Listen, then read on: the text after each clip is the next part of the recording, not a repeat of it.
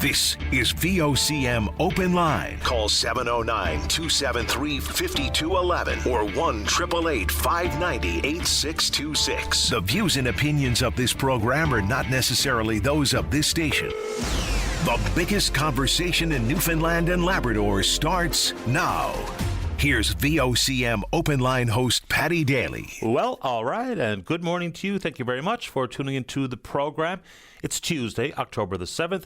This is Open Line. I'm your host, Paddy Daly. David Williams is the producer. You'll be speaking with David when you pick up the phone to give us a shout to get in the queue and on the air. If you're in the St. John's metro region, the number to dial is 709-273-5211. Elsewhere, toll-free long distance, 1-888-590-VOCM, which is 8626. So, looking forward to some baseball tonight. Game 3 in New York in the Bronx at Yankee Stadium. The Jays up 2 games. Former Cy Young winner Shane Bieber on the bump. Vladdy really always looks really good against the Yankees, but they've got production up and down the lineup, so cautiously optimistic. We'll see what the night brings. Oh, I meant to mention this yesterday. Another couple of wins for the Newfoundland Regiment, of course, playing their inaugural season in the Quebec Maritime Junior Hockey League. Local Ben Vitch got his first goal over the past weekend, so congratulations to Ben. They wrap up their 8-game homestand with games Thursday and Friday down at Mary Brown Centre. And another hockey note. Edmonton Oilers fans, I guess, breathe a sigh of relief. Superstar Connor McDavid has re-signed a 2-year extension to stay in Edmonton, $12.5 million per year. The consensus was he was looking at $15 million, so a bit of a hometown reduced salary, even at $12.5 million per year for $25 million. Not bad, but anyway, we'll see.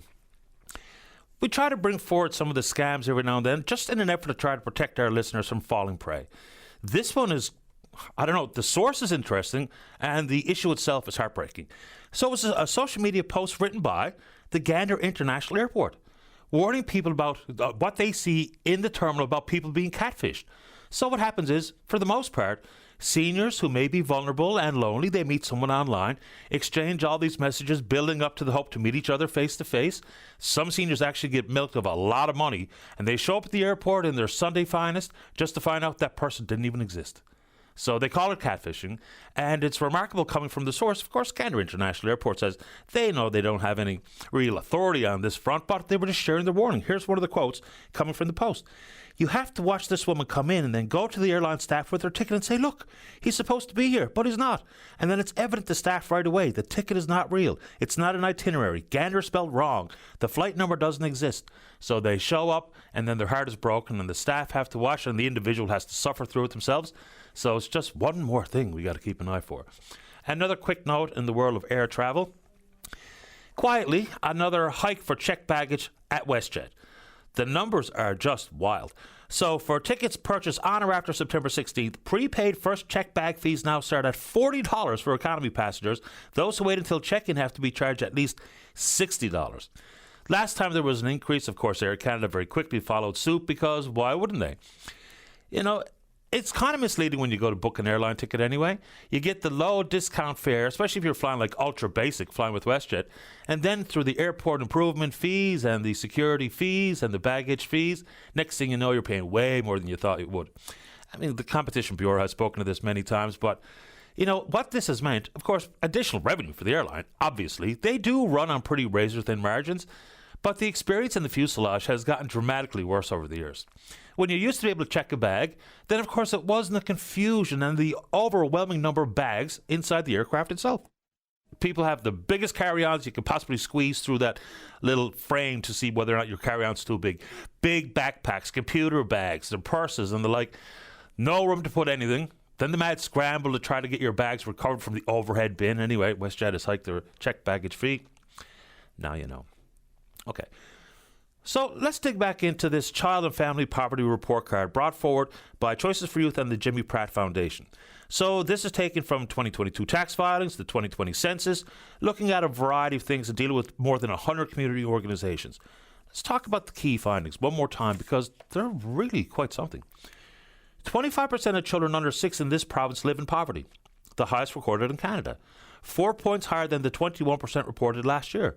Racialized children experience poverty at 31%. That's double the national average of 15.5. Housing and food insecurity escalating. Rents have risen 23.1% since 2020, and vacancy rates at historic lows. In the world of rent, look, for landlords, overhead costs, operating costs are significant. Whether it be for insurance or otherwise. Mortgage rates have come back to earth somewhat, but that increase of 23.1% since 2020 does beg the question as to whether or not we should engage further in the conversation regarding rent control. Not to make it meaningless in the world of profit to be a landlord, but this is out of control. Anyway, let's keep going. 26% of households reported food insecurity. That's up from 19% in 2018. Families in rural and indigenous communities face additional challenges due to transportation barriers, high food prices, and, of course, what they refer to as systemic discrimination. Youth mental health indicators. Between 2015 and 2022, the proportion of youth who rated their mental health as very good or excellent dropped by 35%, compared to an average decline nationally of 23%. So they point to some things like the expansion of the school lunch program, $41 million investment in a poverty reduction strategy over the course of 3 years, grocery card, gift card pilot programs, what have you. But those numbers are really unbelievable. Had a call yesterday that put this concern back on the front burner, and it's the long-term care, personal care home report. I had another look at it yesterday afternoon. Around 200 pages, 23 recommendations. Let's dig into a couple of key issues here. The report was first commissioned and undertaken back in February 2023. We were told that sometime in the fall of that year we'd have the report. Not so much. It took a while. They used data from over 3,000 surveys looking at quality of life monitoring. Okay. Some homes provided more flexibility than others, but in general, resident choice was very limited and the home environment was very routine-based and heavily focused on task-based care rather than resident-centered care. They looked at the national average in quality of life indicators like limiting falls, which we're doing pretty well, improved physical functioning. They also talked about the use of restraints, which I brought up many, many times, and the potential inappropriate use of antipsychotic medication. They go into some key 7 recommendations about quality of life. Improving the quality, choice, and flexibility of meal plans, when meals are eaten, along with the need for improved access to actually meaningful activities and recreation programs. They talked into things regarding separating couples upon entering the long-term care with different levels of care required. So I think it's important sitting in this chair doing this program that we keep these things out there. They grab headlines, they make some news, we get some comments, and the government says we accept the recommendations.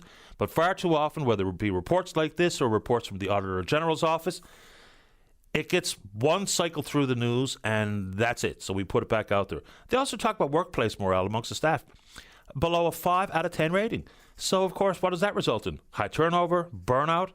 And when people can't make their balance between work and life, of course, their home life suffers. So does their performance at the job site or on the job itself. So put it back out there. Also, I'm not so sure we're going to get any calls on it, but I continually will put education at the very top of my concerns here in this province. Why? Academic outcomes and results have been on the steady decline since 2003. There was a protest yesterday out in Gander talking about the required supports inside the education system. So many children are just falling through the cracks. There's no good reason as to why either. So yes, the government has put forward some $40 million to add 400 additional professionals to the ranks of student assistants and otherwise, speech language pathologists and the like. But if you were involved in one of these protests yesterday, or this protest out in Gander, so they call themselves Families United for Student Success. A good one.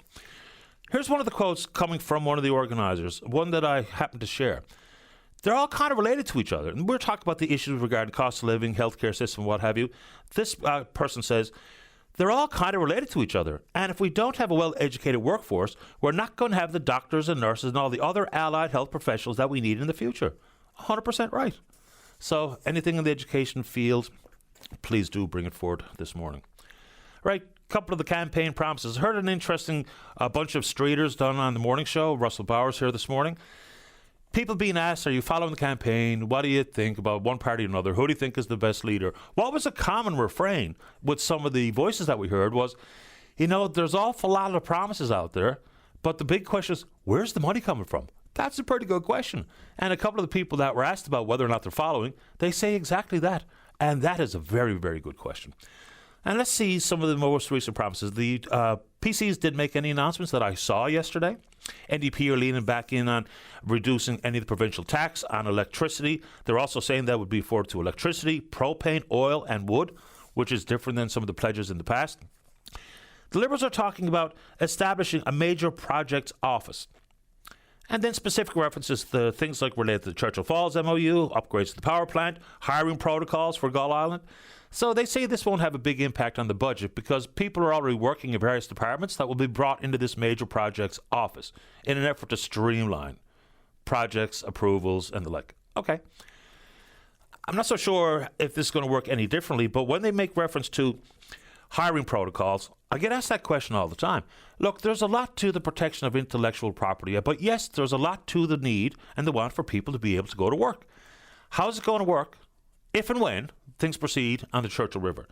The hiring protocol, the benefits agreement that we saw at Muskrat, we're told, every time I ask the question, it'll be the same for work to be done, expanding the Upper Churchill and or work at Gull Island.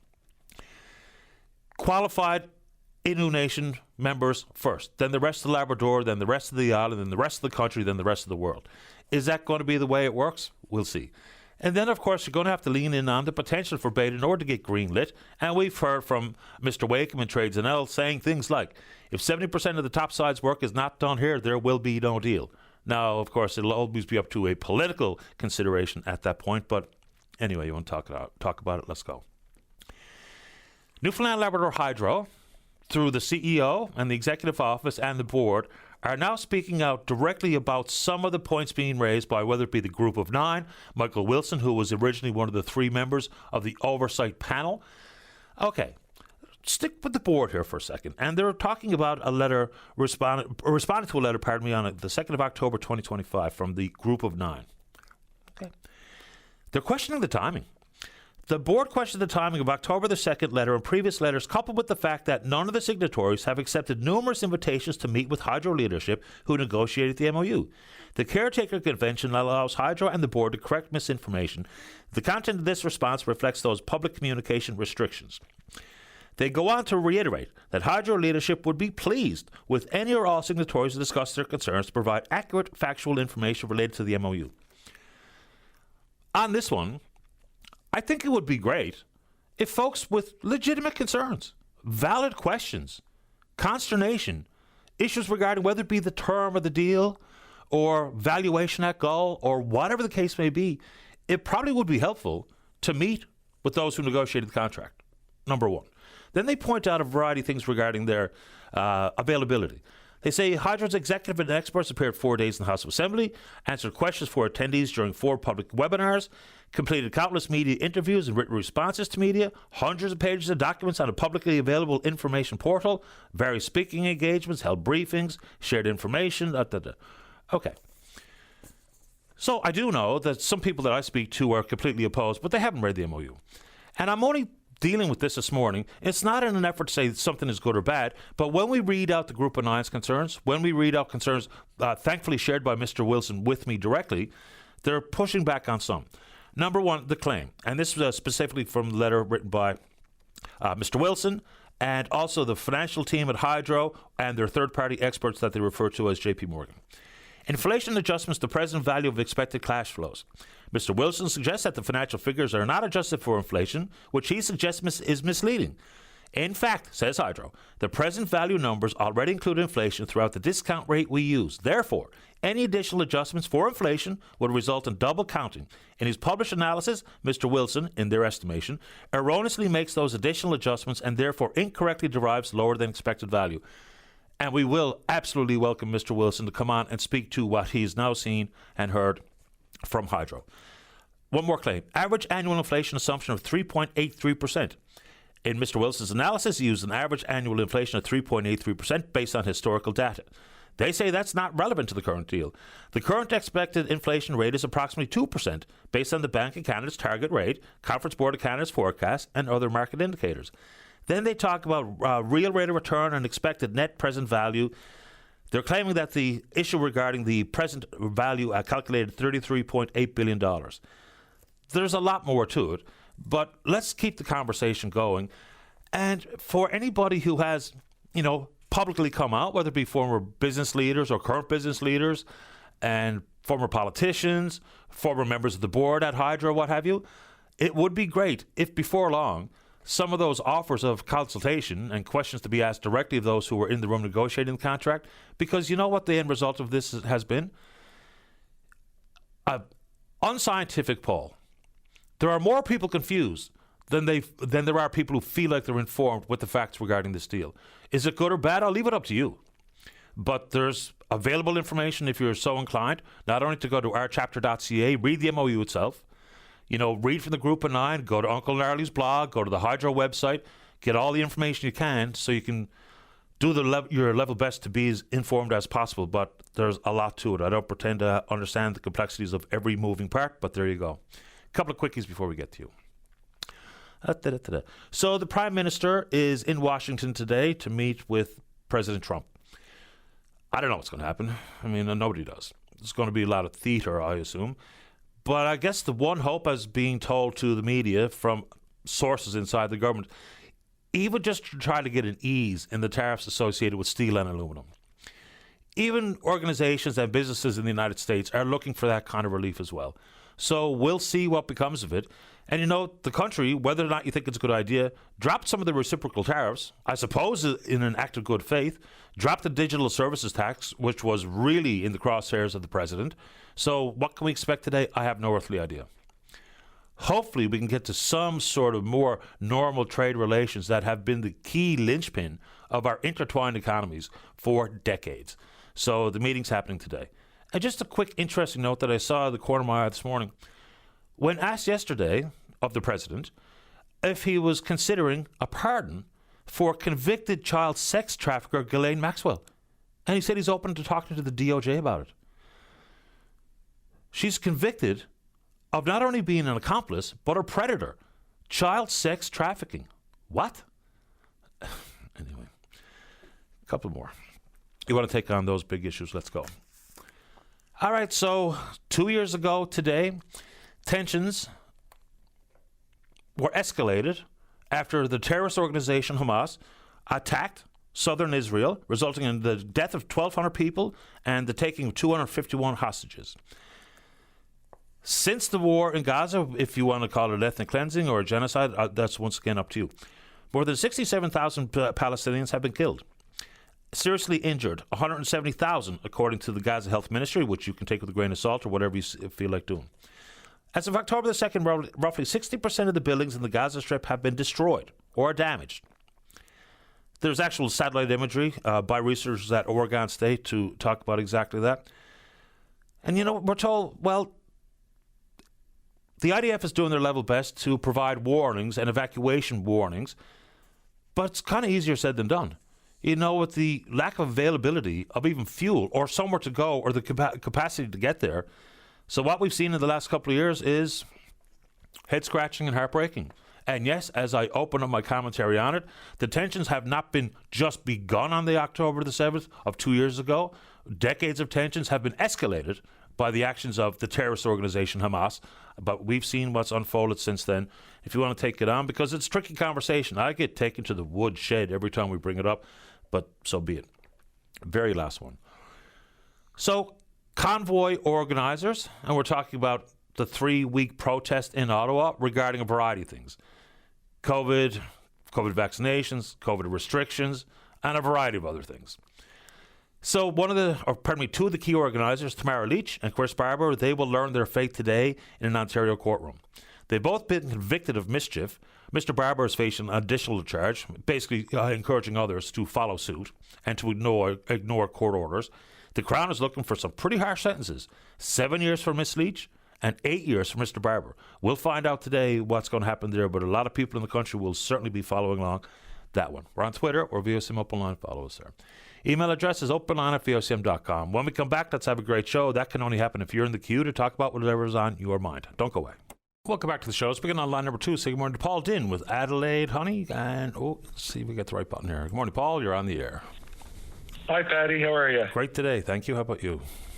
Good. It's a long time since I've talked to you, but many times wanted to call in and, tell you about the bees and this summer in general, but it's hard with a bee suit on, I do, and welcome back to the show. What's on your mind this morning, Paul? Well, I was thinking a couple of things. We had a good summer as far as the dry conditions. That made it a bit difficult for nectar flow and the production of honey, but the bees themselves are doing really, really well. But what came to my mind last week, the Nature Conservancy of Canada received a grant of 1,800 hectares from Dontar, and I don't know if you heard about that or not, or I did, yeah. I haven't really hear many people talking about it. I mean, but that was such a great accomplishment for them, and I wanted to send them a congratulations for that.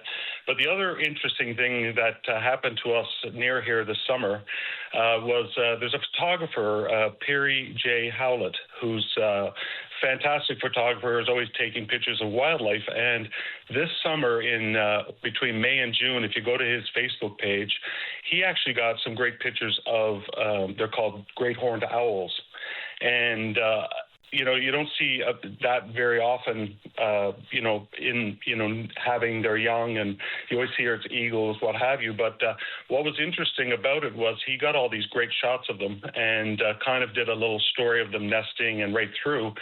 So I went on and started looking up about great horned owls and, why they're important. Why would we want them for ourselves? And then I started talking about what do they eat. And of course, your favorite topic is rats. Or one of the topics that seem to come up there quite often is how many rats there are. But I looked up about great horned owls, and it's they can kill and consume 1,200 rats per year. And that's just one owl. And then I started looking at, development in the city and around. And it seems like, for some reason, every time I go to a new development site, if you're driving by, automatically they remove all the forests. The trees are gone. Then they dig right down to the, to the bedrock, I guess, and they just remove everything. And there's not a tree. They basically limit. And so I'm wondering, to the developers that are out there that work on these different projects, if there's a way, I know I did it here with our home on my own, to keep trees and keep some areas in, say if they're developing a new subdivision, can each backyard have maybe, I don't know, a 10 by 10 square of natural forest left there? Does everything have to be brought right down to the bedrock and removed? Because what's happening is we're building a home for ourselves, but we're removing a home for nature. And I guess over time, this is what deforestation is, and loss of wetlands is completely removing all that, And I thought of those owls, and I said, we were removing all their habitat, and then we're wondering why the rats are coming and why we're having a problem with them. And one rat can have 100 young per year.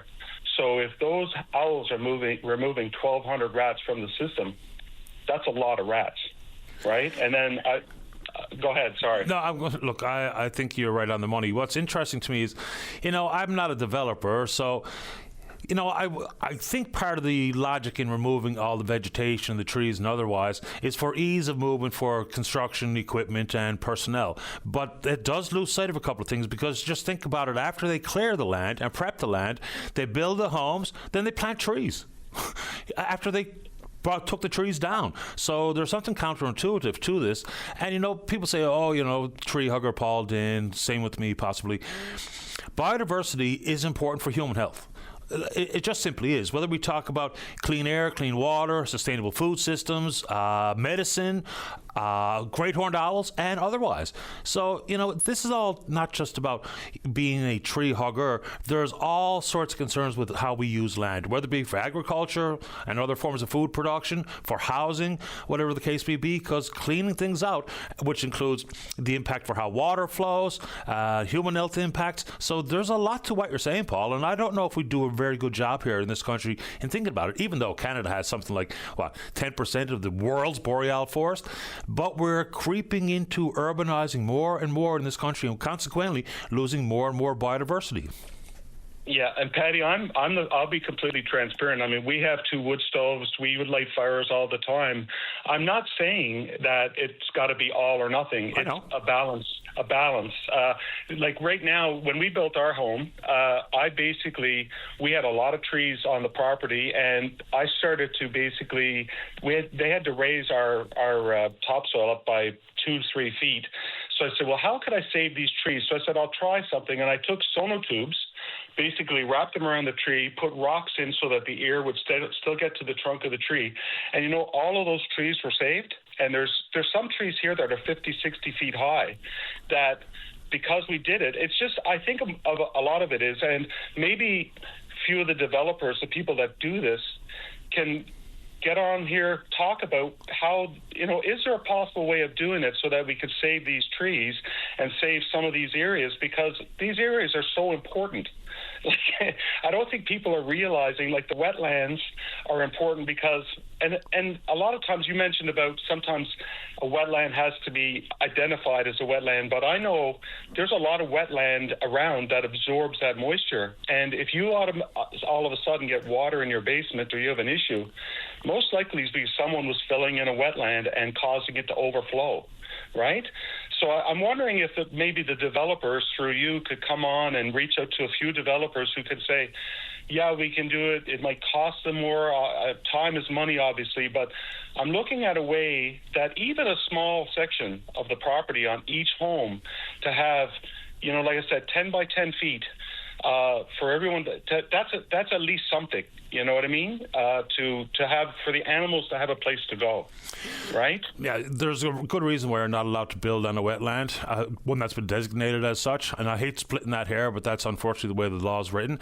Look, even just think about it. I could look out my window at Kenmount Terrace, and it was completely clear-cut to build up this subdivision. And now, consequently, the way water flows has compromised the flow of water down the hill. So a wetland is not only a carbon sink, but it controls the flow of water. I mean, water will go wherever it wants. Without controls like wetlands and bogs and the like to be part of that control, we're just setting ourselves up for disaster. So there's a ton to what you're talking about here this morning, and developers are welcome to come on. And yes, there will be potentially some additional cost, but with that comes biodiversity protection, comes beautification. I mean, there's nothing quite like a mature neighborhood that has mature trees. I mean, people seek those things out when they go to purchase a home or to buy a newly constructed home. These are all part of the complications of protecting and finding the balance, because I'm glad you made the point. You're not here saying it's a zero-sum game. It's more of a balance question than it is a winners and losers. And it'd be great to hear what the city, we're in the city of St. John's, Goulds is part of the city, and, where's the thought? I love the fact that they're going to plant a tree, but the thing is, what can we do to protect the trees that are there now? What's the city think? Because they're the ones that are doing a lot of the, planning and zoning and everything else, so why not enter into a conversation where they can call in, the developers can call in, I'd love to know how the wetlands are being protected and how we're leaving a little bit of nature in every backyard, because nature needs a home is what the message is. Absolutely, Paul. I really appreciate you making time for the program again this morning. Anything else before we say goodbye? No, that's great, Patty. Thank you very much. Thank you. Bye-bye. Okay, bye. Paul Dinn with Adelaide Honey. Look, the balance question is an important one, which is why even concepts of building up versus building out, which is a protection of nature, it's also a protection of your pocketbook. Building out and all the clear cutting and the implications that Paul rightfully mentions also comes with additional expenses for the taxpayer. Because then what? You got to build the roads, which then we have to maintain, and to clear the snow and add the salt. We have to put in the water and the sewer and the curbs, right? And all these services that have to be maintained into the future. So the building out was once all the rage, and now we figured out that's more expensive. And it comes with those lack of balance regarding nature and the need for people to have a place to lay their head. Let's take a break. Don't go away. Welcome back to the show. Let's go to line number 1. Jennifer, you're on the air. Hi, Patty. My name is Jennifer Whiteway. I'm a member of Protect NL, and I am identify as Indigenous. I'm one of the women who was arrested up on the hill back in November on the boat while we were in Indigenous ceremony. Today I'm calling about what a huge step backwards that day was in the name of reconciliation. I just like to speak to how hypocritical it is for the government year after year to stand up and talk about commitments to truth and reconciliation. But on that day, when we were very clearly engaged in prayer and ceremony, I mean, I've been a ceremony holder now and a drum carrier for over a decade. I've carried ceremony across this island on more than one occasion. On that day, I was dressed in my full regalia, which is my Indigenous ceremonial wear. We had a sign up that said we were in ceremony and to please respect that. So it was quite obvious what we were doing that day. And for the government to decide to call the police to have us arrested, opposed to the security just observing what we were doing. I mean, we weren't obstructing anyone from getting to work. There was no violence. It was completely peaceful. We were there that day in prayer. It's just such a huge step back for reconciliation. And the government continues to say things, but their actions just aren't following through with their words, to be completely honest. And I just like to try and put some context into, I know a lot of people don't understand the significance of ceremony or the protocol or the significance of the drum. So that day when we were there, like I said, we were there in ceremony, and when you're doing Indigenous ceremony, whether it's a talking circle or you're doing drum ceremony or a smudge ceremony, once you engage and that ceremony begins, there is no protocol for it to be interrupted for it to stop. You have to, especially as a ceremony holder, you have to engage in that ceremony until that ceremony is complete. So for them to come and not only interrupt the ceremony, but completely pry those drums from our hands and replace them with handcuffs was absolutely disgusting, to be completely honest. And Patty, our drums, just to put it into context, our drums are how we pray. So when we sing as Indigenous people, we are praying. Our drums connect us to the land. They connect us to the Creator. We believe that the soul of the animal, that the hide is used, that they're still within that drum. We also, when we're praying with our drums, when we're singing, it is a form of prayer. And those drums are an extension of the drum carrier themselves, and they're extremely sacred. So if I have my drum, no one is to actually even put their hands, to touch the drum. You have to ask permission to the drum carrier if you can even touch the drum, because it's such a sacred piece of ceremony. So again, for them to come and literally pry that drum from my hand in red prayer it's absolutely disgusting. And for the government to make that choice to call the police that day, it's just such a huge step backwards for reconciliation. Jennifer, take this question as it's intended. Okay. So had the police simply waited for the drumming, the prayer to stop and then make the arrest, would that have been okay? Well, that's okay. So that's a good question. As far as interrupting Indigenous ceremony, it would have been more appropriate. But I think that we were still covered underneath the charter that day. So I don't think the arrest should have been made at all, because I feel that we were covered underneath the charter under our fundamental freedoms. So I don't think the arrest should have been made at all that day. But I do think that them making the arrest during ceremony was just a huge slap in the face to Indigenous people, and again, a huge step backwards, and their actions are just not following through. What was the outcome of the court case? I can't recall. No, you can't recall, sweetheart, because it hasn't been yet. So we actually have a 3-day trial coming up in October. We would love to have people show up to support us. That's going to be October 20th, 21st, and 22nd. So now, because we were on the Hill that day in prayer and ceremony, we are looking at a 3-day trial. It certainly doesn't seem like the charges are going to be dropped at this point. I mean, Patty, it's in a few weeks.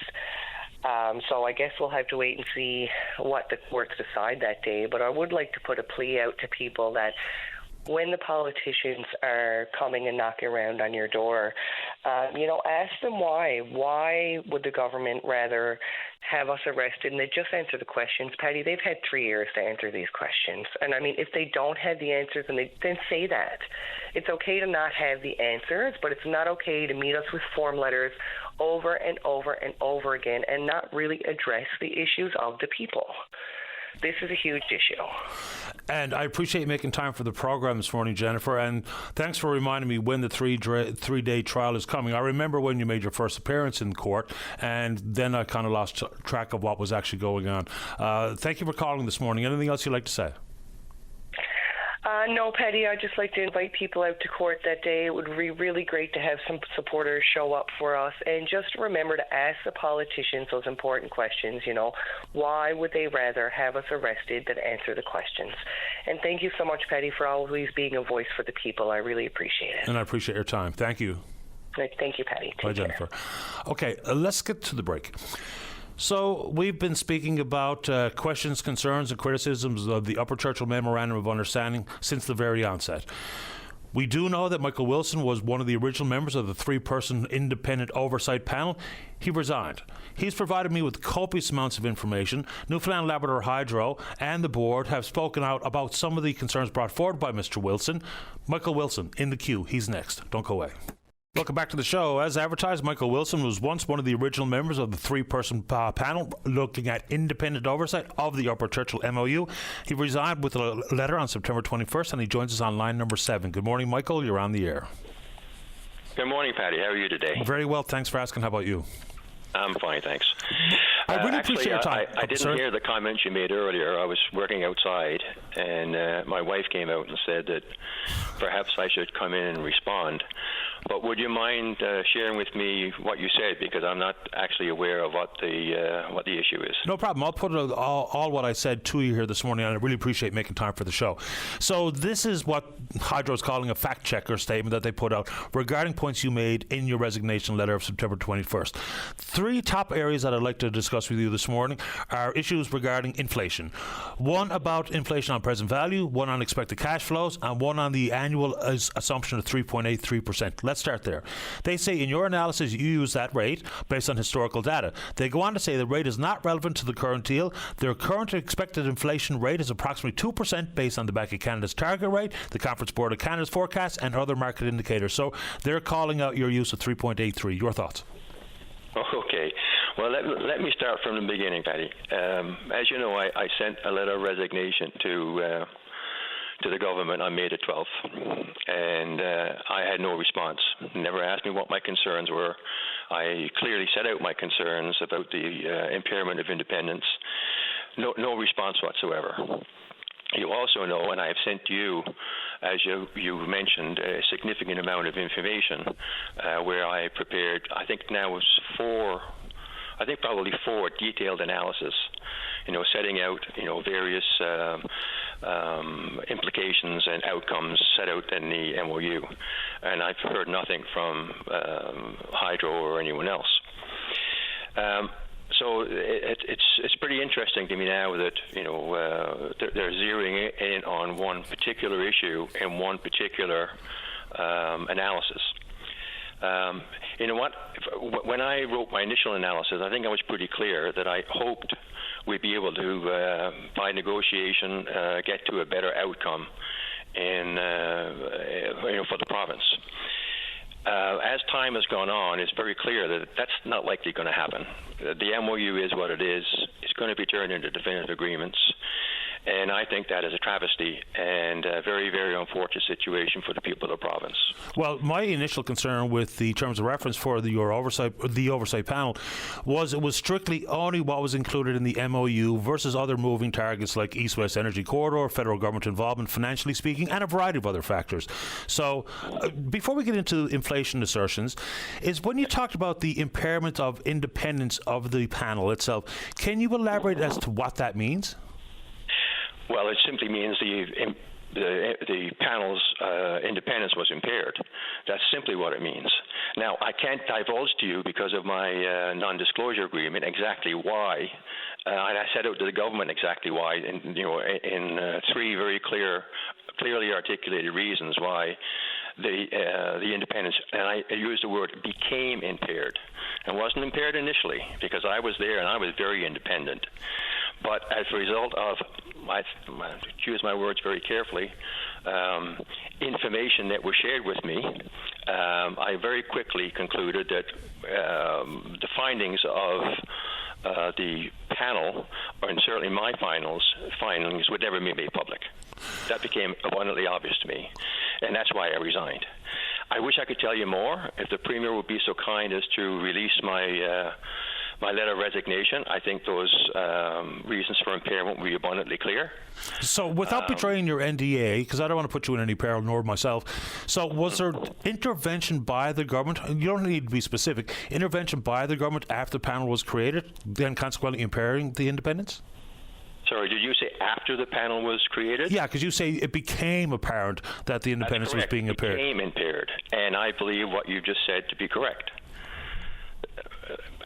Something happened that made me realize that the independence was impaired and that the findings that we were putting together would never see the light of day. Now, I can't say much more than that, and I hope that's clear, clearly understood. I'm limited to what I can say, but I will say this, that in my view, the findings that were being gathered by the processes we were going through would never see the light of day. Now, if anybody wants to look at the independent panel report for July, it's on the icrop.ca site. Go read it and see what information you got from that. You got nothing. And I foresaw that happening, and I wanted to have no part of it, and I resigned. I waited until the panel's report came out because I was hoping I would be wrong. But when the panel's report came out, it was abundantly clear that they told the public nothing. Okay? So that's when I decided that I had to take some action, and that's when I issued my first analysis, which was based upon publicly available information. And in that analysis, I clearly stated that my objective was to challenge what had been said publicly in an appropriate way, to foster a discussion, an informed discussion, and hopefully get to a better outcome. Unfortunately, getting to a better outcome no longer seems to be a possibility. And that's why now I am certainly more forceful in saying this MOU, as it is right now, is a disaster for the province. Unfortunately, it's become an election issue, which, in my view, and others may disagree, should never be the case. This is way too important an issue. It shouldn't be a partisan issue. It should be an issue that's addressed by the people of the province after they have a very clear understanding of exactly what that MOU means to them and the future generations of this province. And I've listened to some of the shows that you've put on, and I congratulate you for keeping this issue alive. But the reality is, no one understands what they're being asked to vote on. And that is a travesty. And it's very, very unfortunate. To that end, Mr. Wilson, so I hear all these calls for independent review. I mean, that has been the rally cry for the NDP and for the PCs, and this is always going to be a political decision at some moment in time. But independent review, if this panel was not acceptable, what would give you, and I don't want to put words in your mouth, would you have any cold comfort in additional layers of independent review? Let's just pick an entity, Deloitte, Goldman Sachs, whoever. Because when I hear people say an independent review, that's kind of meaningless to me unless we're highlighting specific concerns with where the money comes from, highlighting risk, trying to decouple Gulf from the upper, all those types of very specific questions that we should be asking. But the vagaries of independent review, I don't think are getting us anywhere. So do you think an independent review would have any different outcome or feeling amongst the members of said panel or company if it was brought in? Well, you said a lot. I'm trying to digest that. Okay, let me boil it down to very quick. First of all, in one of the significant amount of information I sent to you, I suggested what the public should expect from an independent review. And I clearly set that out. And what they should expect in the first place is clarity. What is this deal all about? What are these two pricing structures? And a lot of people don't even realize there's two pricing structures. And the reason they don't realize there are two separate and distinct pricing structures is because whenever anybody from Newfoundland and Labrador Hydro is asked about pricing structures, they'll always default to the one that relates to the existing Churchill plant.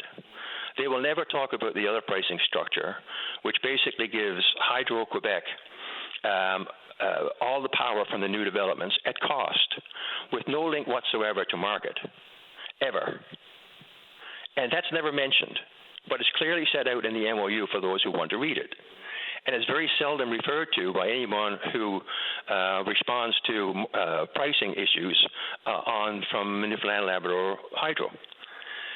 Two separate pricing structures with very different implications for the province, each with their very, very different challenges and issues. So that's the first thing. Can I ask a question on that one, though? Pardon? A quick question on that one.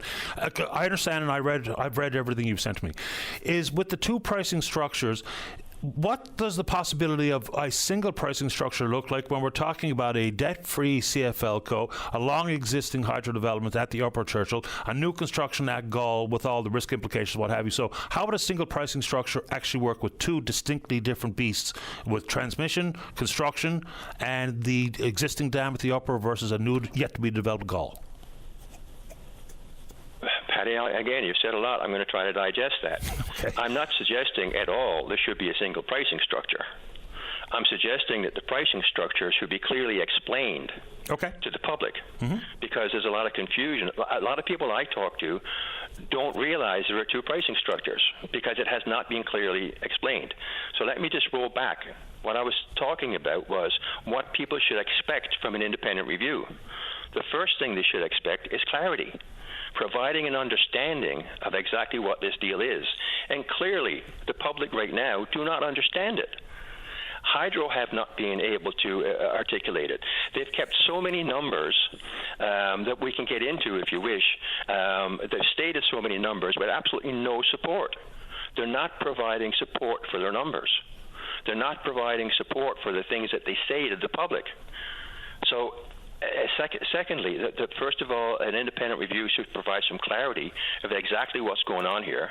And secondly, they should be able to provide some analysis as to the outcomes that the province should expect. And right now, there's no clarity around that. And as you know, I have not done interviews and I have not called into your show because I didn't want to get into that argument about what the MOU is and isn't. I simply wanted to provide information so that people could read it, albeit I know it's very complicated and it's very substantial. But for those, my hope was for those who really were interested in it, they would take the time to read those analyses so they would be better informed and be able to come to a better decision. So it's, you know, in the absence of an independent review, the public just don't have a voice that they can trust that doesn't contain bias. If you go back to the Muskrat Falls report, one of the things that Justice LeBlanc said was, listen, when you've got proponents out there, they have an obvious bias.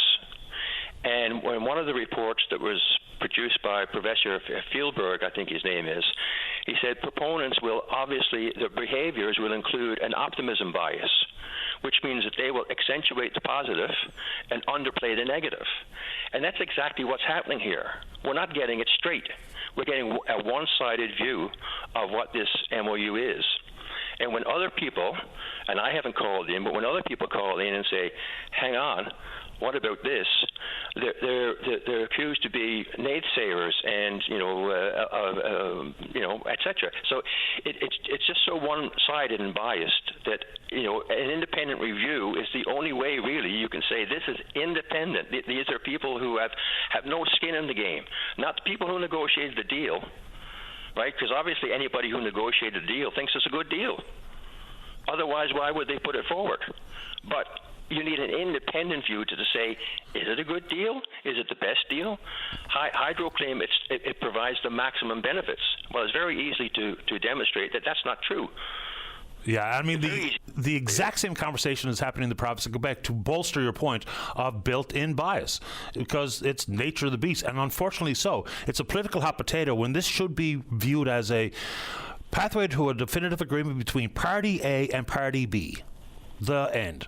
Mr. Wilson, I'm sorry, you want to comment on that?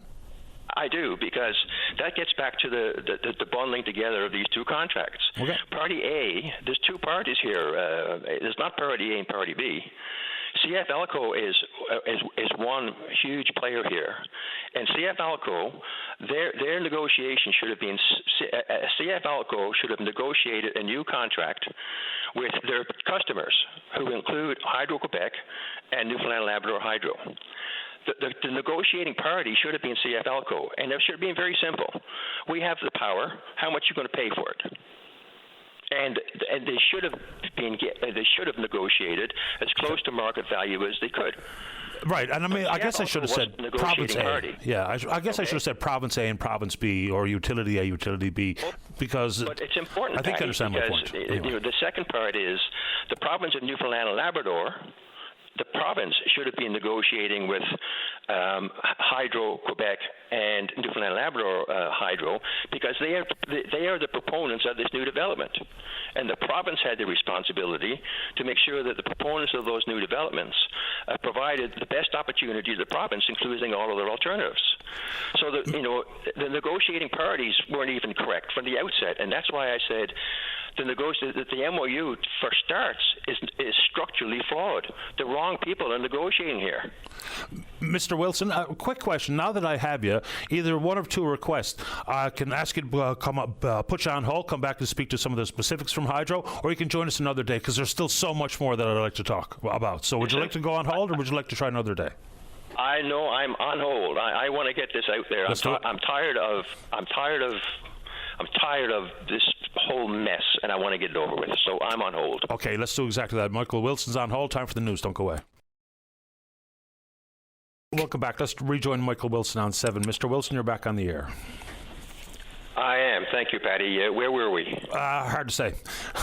There was a lot going on there. The basic last comment from you is that this MOU and the current structure and the negotiating team should have never been in place in the first place, or something along those lines. I don't want to put words in your mouth.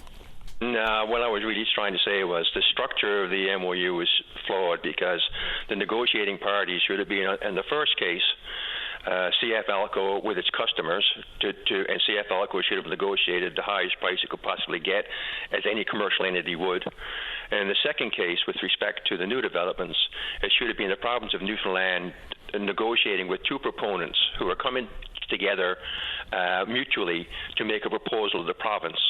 And the province should have negotiated with Hydro-Quebec and Newfoundland Labrador Hydro, not them negotiating with each other. They were both proponents who both have interest in this development. So put that to one side. I was basically saying the negotiation or the MOU itself is structurally flawed, and I think that's quite evident. Anyway, let's move on to the next point. Okay. If that's okay with you, unless you have a question. No, that's okay. I do have some questions, but where would you like to go next? Okay. So as I was rolling forward, I started off by saying, letter of resignation, no response. Now, after that, as I mentioned, I put out, I think it's now a total of 4 detailed analysis. And in those analyses, the key findings are totally separate and distinct from any conversation about inflation or inflation rates. So, for example, I said that, providing Hydro-Quebec with a 40% perpetual interest in Gull Island, regardless of the price, which has never been substantiated or supported by an independent valuation, regardless of that, providing Hydro-Quebec with a perpetual interest in Gull Island is the same mistake we made in 1969. And giving them a perpetual interest in Gull Island means that forever, if it goes ahead, forever they will receive 40% of the profits from Gull Island. Now that means that even when the contract is ended, and let's say Newfoundland and Labrador Hydro or some third party buys the power after 2075, Hydro-Quebec will still get 40% of the profit. They'll get 40% of the profit from our power forever. That's just fundamentally wrong. Right. The Hydro says combined ownership of all new developments, approximately 65% this province and NL Hydro, 35% HQ, Hydro-Québec.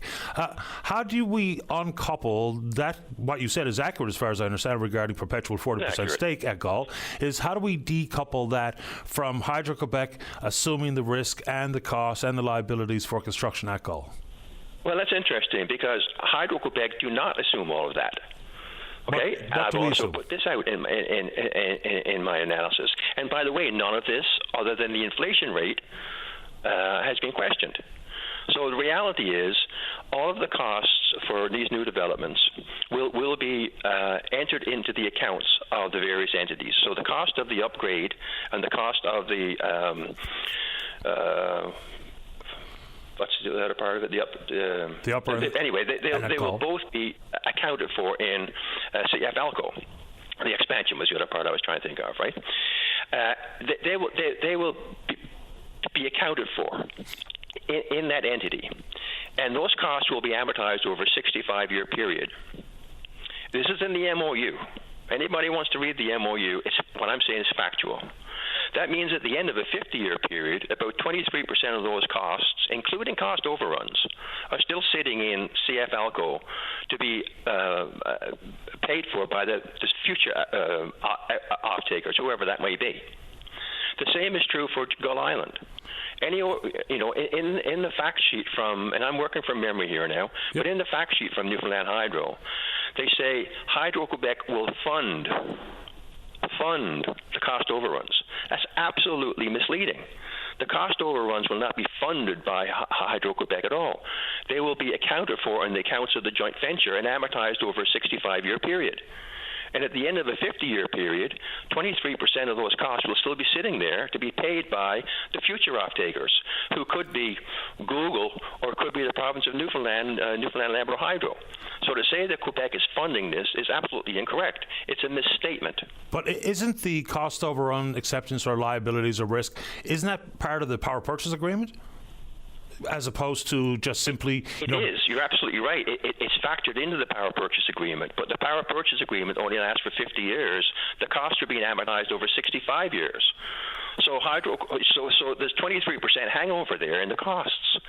Now, Paddy, we're getting down into the weeds, okay? I'm not trying to do that. I'm actually trying to benefit from the information being shared here. And quick question with CFLCO in relation to Gull. My understanding is this is going to lead to some 10, maybe 12 definitive agreements, establishment of a new corporation involved with Gull, decoupled from CFLCO. Is that not how this works? It is, absolutely. There's CFLCO, which owns and operates the existing plant. The CFLCO will be the entity in which the upgrades and the expansions will be capitalized. And by the way, that will be a result of 100% debt. So just stop and think about that for a second. Right now, we own 65%, I'll say 65% roughly, of an entity which has no debt and is probably worth, this is just a guess, maybe somewhere between $80 to $100 billion. Now that's just a guess. Don't hold me accountable for that. But I've seen other people's, calculations of that, and that seems to be reasonable based upon the cost of what it's going to be to build Gull Island. Okay, whatever the number is, it's a big number. Now, new debt is being put in that entity that we own 65% of. I say we because I'm talking collectively as the people of the province. Okay. That new debt goes in there, and the primary beneficiary of both the upgrade and the expansion is Hydro-Québec. Now, you can go and read the MOU about how the power is allocated to them, etc., but they are the primary beneficiary. And the main reason it's being done, as I understand it, is to feed their peak needs. Yeah. In the middle of January when everyone's got their heat on bust and they need power faster, right? There's very little benefit, if any, to the province of Newfoundland or to, I say, us as ratepayers and taxpayers. However, the value, the leverage, the value that we have in CFLCO of whatever number it is, 50, 60, 70, $100 billion, that's being leveraged to put that debt in there. So all of a sudden, our debt-free company, CFLCO, now has debt in there of, $6 billion. And that debt is being incurred primarily for the benefit of Newfoundland. Now, what do we get out of that? We get a fixed 8 to 10% return, which is not indexed, by the way. It's fixed over the period. So we get an 8 to 10% return on the equity we put in and the deemed equity put in. And like I said, now we're getting down to the weeds, Patty. I'm okay to go there if you can follow along with me. I think right? I am. But isn't that return on equity based on 10-year bond yields from the government of Canada? And isn't that no, also... not at all. The 10-year, that's again misnomer completely. The 10-year rate is at 8 to 9%. Yeah. Okay, and okay, so you're right. I see where you're coming from. So the 8% basically is the existing bond rate of 3.6 plus a bit of 5% risk premium. So there, the 8 to 9% is currently aligned with a 5% risk premium on the entity on the business side of it, we'll say, and about a 3.6% Canada bond rate. But here's the point. This is the more important point. Okay. It's not about what it's based upon. It's the fact that we get 8 to 9% through the duration of 50 years. Now, it's not indexed. So what that means is, like, $1 today is worth, I don't know what it is exactly. I've got the numbers in my analysis somewhere. Something far less than that in 2075. But that 8 to 10% is based upon our initial equity. So that's like having an unindexed pension. That's like having a pension of $10,000 in 2025, and there'd be no indexing whatsoever for inflation. By the time 2075 rolls around, or 2085 rolls around, whatever, that's like worth $500. Yeah, and we don't get any benefit other than a fixed rate of return on the fixed equity we put in, and that there's no inflation in indexing there whatsoever. So, and this is on the this is on the CFL new developments. The same is true for the Gull Island. We put in X number of dollars of equity, and we get an annual return on that of 8 to 9%. As a fixed number for the next, in the case of Gull Island, it's actually worse because it's fixed until 2065. So we get a fixed payment from when the assets are commissioned up to 2065, a fixed amount of money that is not indexed. So, for example, I think the numbers are basically, if you had $10,000 today, and it's not indexed, by the time it gets to 2065, I think it's like worth $320. That doesn't sound like a very good deal to me, Patty. I understand where you're coming from, and I'm only trying to add questions that I think are relevant. No problem. I'm happy to answer your questions. I know you are, and I'm appreciating your time. I'm always ruled by scheduled break times and what have you. And I do have to get to one right now, Mr. Wilson. I appreciate your generous allotment of time this morning. Can we revisit this again in a couple of days or whatever the case may be, so I can carve out time so we can dig into another couple of areas? I prefer not. I'm Patty, I am absolutely exhausted dealing with this issue.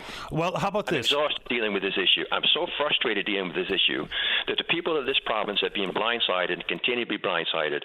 Like, I want to get it off my chest. I want to get it off my chest now. Okay. So if you can accommodate me, I'd very much appreciate getting the message to the people of Newfoundland now, because they are the people who have been forced to go to the polls to make a decision on this, and this is ridiculous. And I gotta get my points out. Okay, so can I put you on hold one more time, because that's sort of how I'm governed. Okay, let's do that. Mr. Wilson on hold. Don't go away. Welcome back. Let's rejoin Mike Wilson on 7. Mike, you're back on the air. Thank you very much, Patty. So I was just thinking through it. So I think we've pretty much talked through the one pricing structure, which relates to the CFLCO expansion and upgrade. And I think we'll also talk to the pricing structure, because it's the same as Gull Island, that we only get a fixed rate of return and it's not indexed, so the value depreciates over time. So let's move on. Okay. So can I ask you a question about the expansion at the upper first before we move? So you're talking about what we get for. how do we factor in the quadrupling of the Labrador recall block to approximately 1,200 megawatts, which, if you ask people in Lab West, is an important facet of this MOU? How do you figure that or factor that into what we get from the upper? Okay, well, that's an interesting point, too, because in terms of the allocation of power, I have no issue with that. I mean, they can allocate that power whichever way, CF Alco agrees to allocate it with its two customers. The thing about that is, and I think the comment is, we quadruple our access to power. The issue with that, Patty, is that quadrupling takes place over 35 years.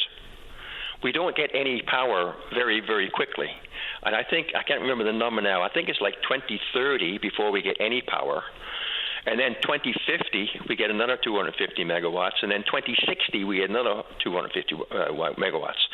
So anybody who's mistakenly led to think that, signing this deal all of a sudden is going to create 1,900 megawatts of power for Labrador West, again, is mistaken.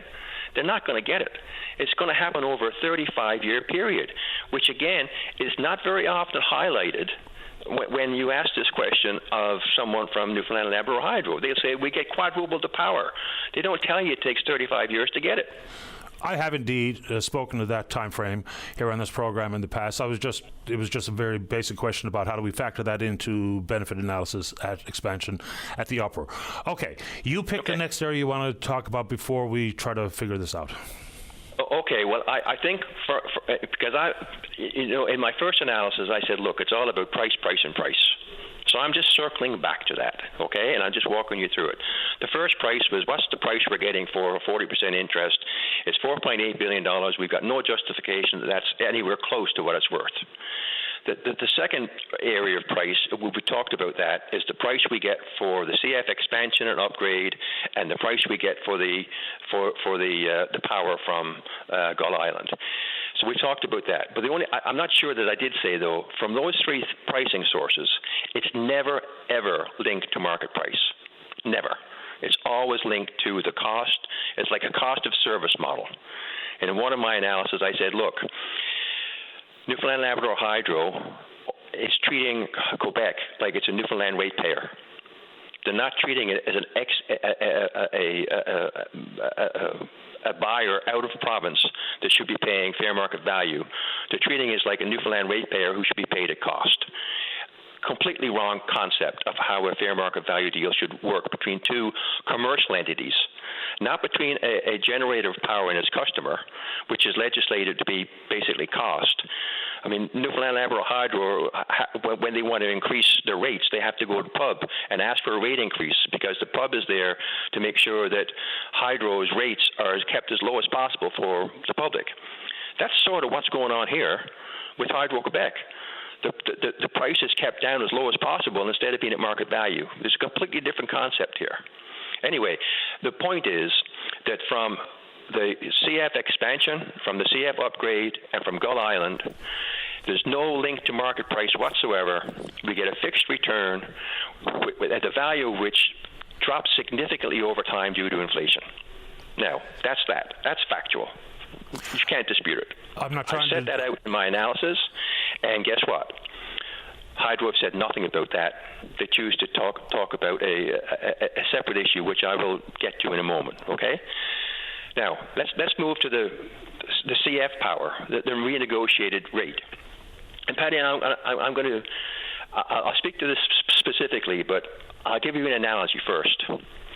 Let's say that you have a basement apartment in your home, and you want to rent it out to someone. And you check around, and the going price is somewhere between $1,300 a month and $1,600 a month. You get my analogy there, between 13 cents to 16 cents per kilowatt hour. But it's the average price of apartments are somewhere between 13 and 16. You're trying to gauge like what yours is worth within that range, and you just say, you know what, whatever. If I can get 1,300, I'll be happy. If I get 1,600, I'll be happier. But I'll take 13. Then someone comes along to you and says, well, I'll give you 270. And you go like, no. I'm not going to take 270. It's worth at least 13, maybe more. And then that someone says to you, well, how about I rent it for 50 years and I give you $13,500. Now, that's a big number, $13,500 for a place that's only renting for $1,300. What do you say to that? You're going to say, I don't think so, because that's still only $250 or $270 a month. So no, I'm not going to rent it to you at that price. That's what's happening with the power we're selling from CF. The existing plant. Can I ask you a question about market value? Because this is one place where I admit to struggling. Because not every market is created equal. I mean, Hydro-Quebec customers are paying annualized average around 8 cents per kilowatt hour. And, you know, if they service an AI data center at a commercial rate, or a mine expansion, or electric vehicle plant, or customers in the northeastern United States, like Connecticut, 25 years at 5 cents per kilowatt hour, that's where I struggle with market, because the market is different. Residential payers, commercial, industrial, the states, clearinghouse. So how should I be thinking about market insofar as price elasticity goes? Because it's never going to be just one thing. Yeah, okay. So the best, I understand what you're saying, but the best indicator of a price of anything is an alternative replacement. And I'll try to just off the top of my head, I'll try to give you an example. Let's say you go to Hickman Motors, you want to buy a Silverado, and it costs $100,000. Okay, and you go down the road and you look at a similar model at Ford, and it costs $85,000. Your next best alternative is what determines what your parameters are going to be. You're either going to pay $85,000 for a Ford or $100,000 for a Silverado. That's your two choices, and that's within that range. That's the market if you want a truck, 150, a truck, right?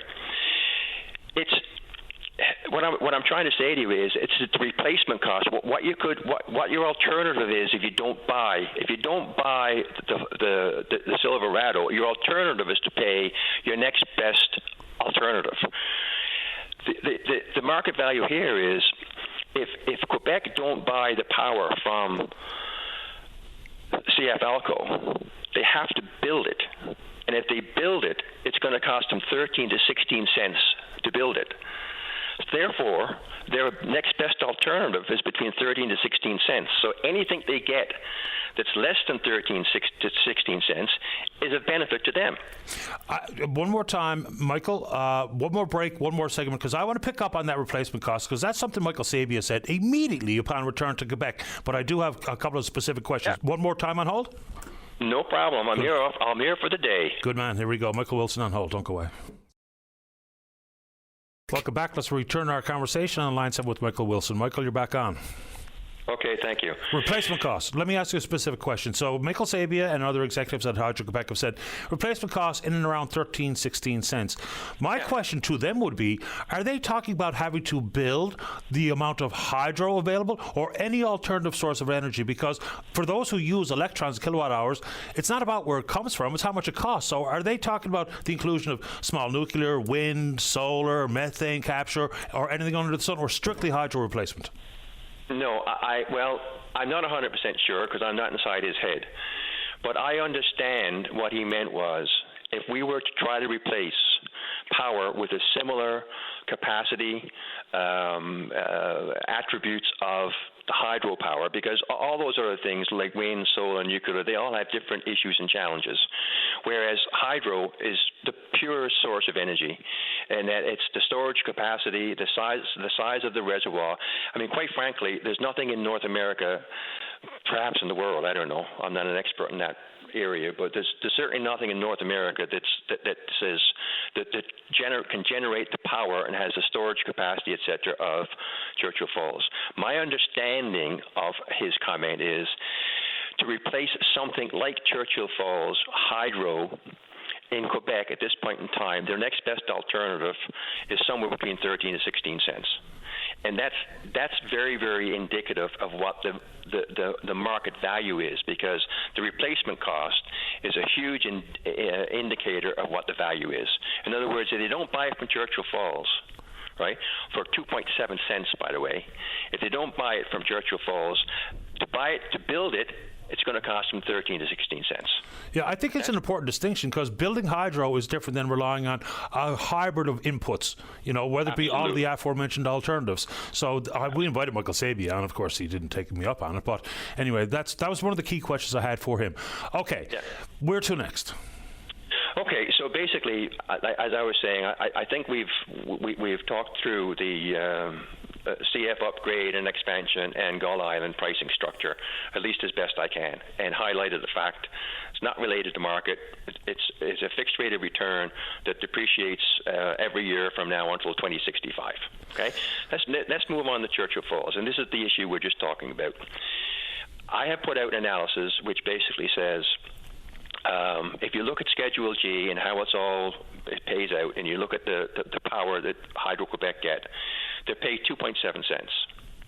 And I also, in January, when the president and CEO of Hydro explained what 5.9 cents is, she explained a methodology or a model that would substantiate the 5.9 cents. I actually built that model. So I built that model, and I pushed it out there. It's there. Two models are out there. What I refer to as the Schedule G model and the Williams model. They both support a price of 2.7 cents. Neither one of them supports a price of 5.9 cents. There's no support being provided by Hydro of 5.9 cents. It's just not there. It's a number that they put in their fact sheet, but they have never produced a formula or a structure that supports that number. I have produced two that supports 2.7 cents, uncontested.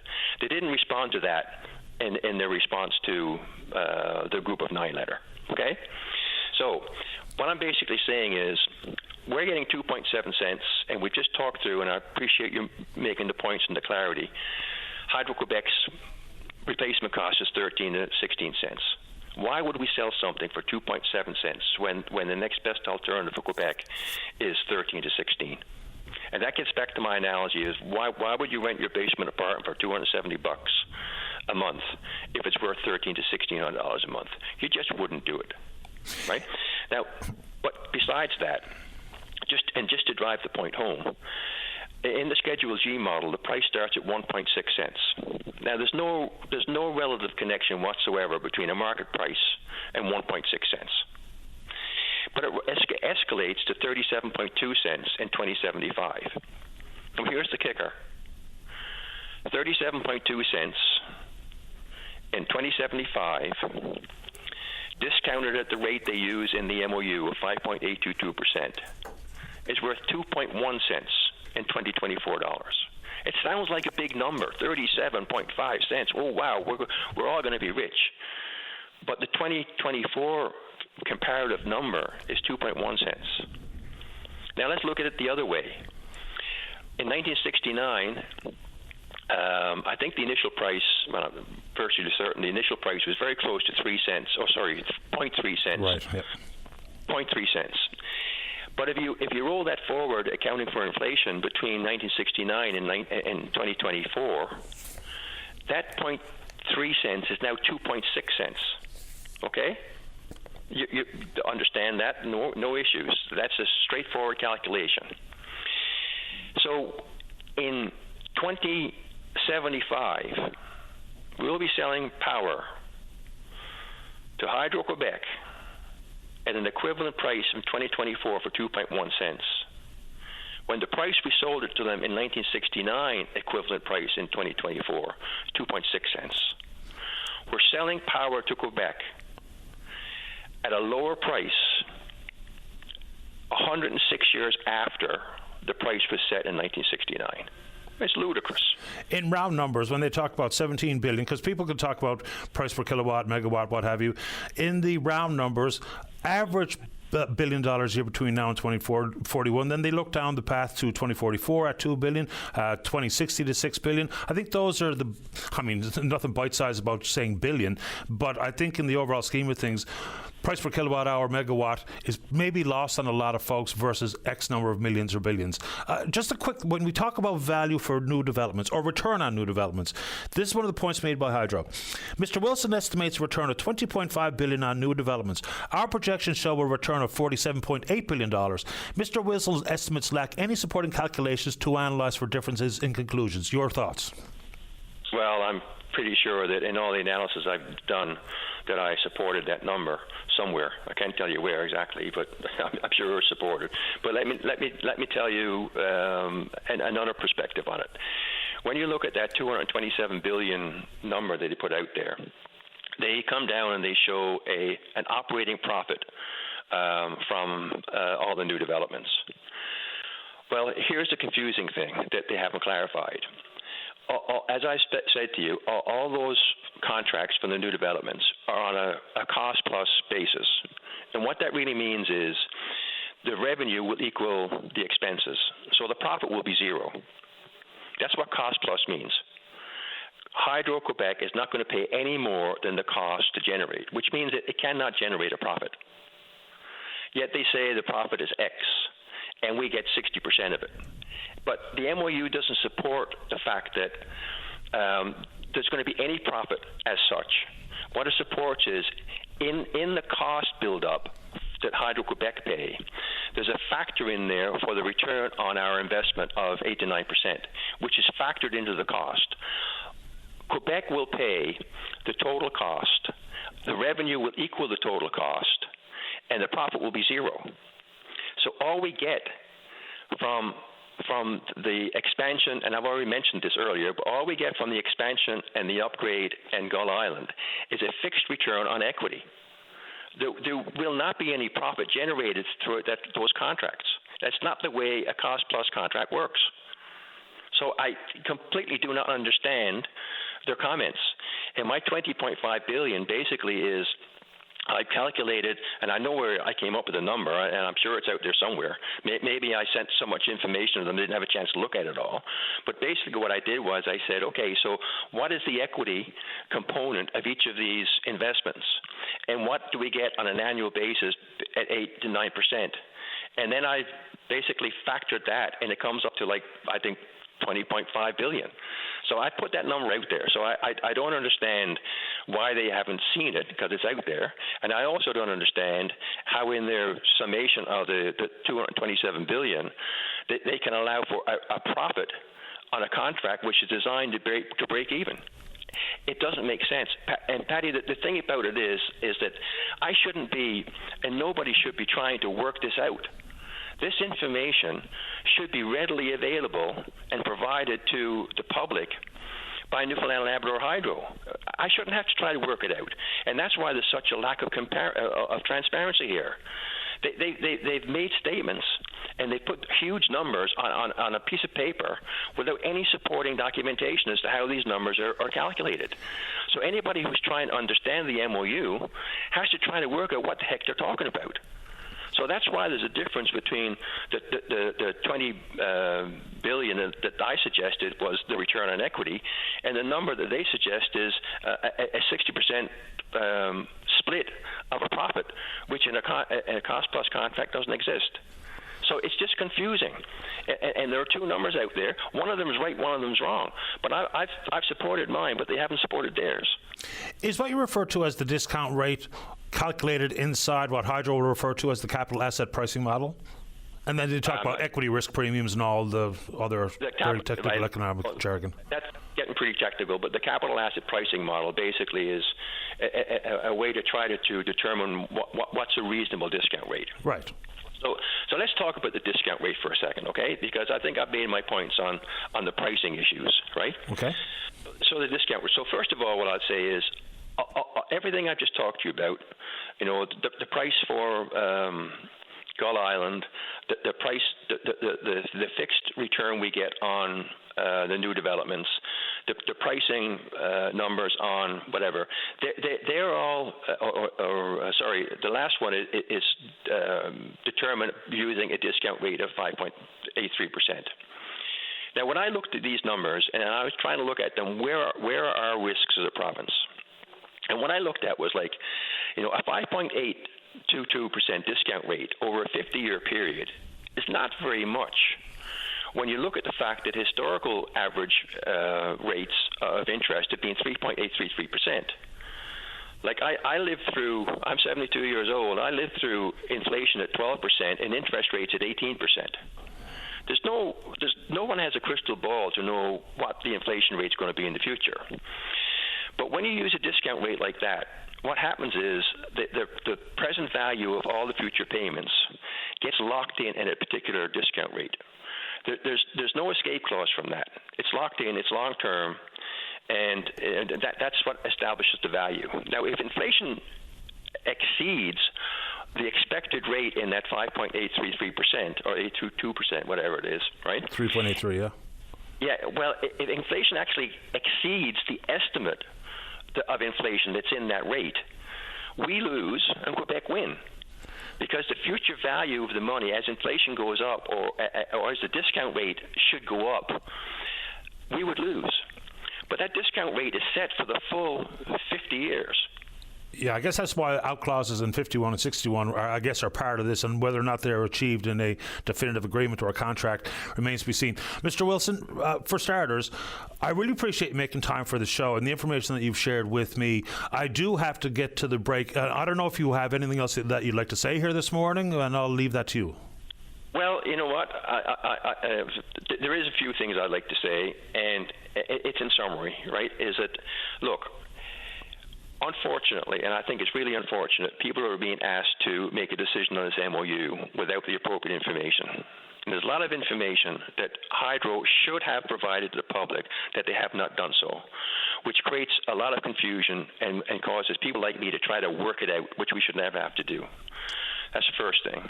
The second thing is, how can we be comfortable that a 40% interest in Gull Island is only worth $4.8 billion?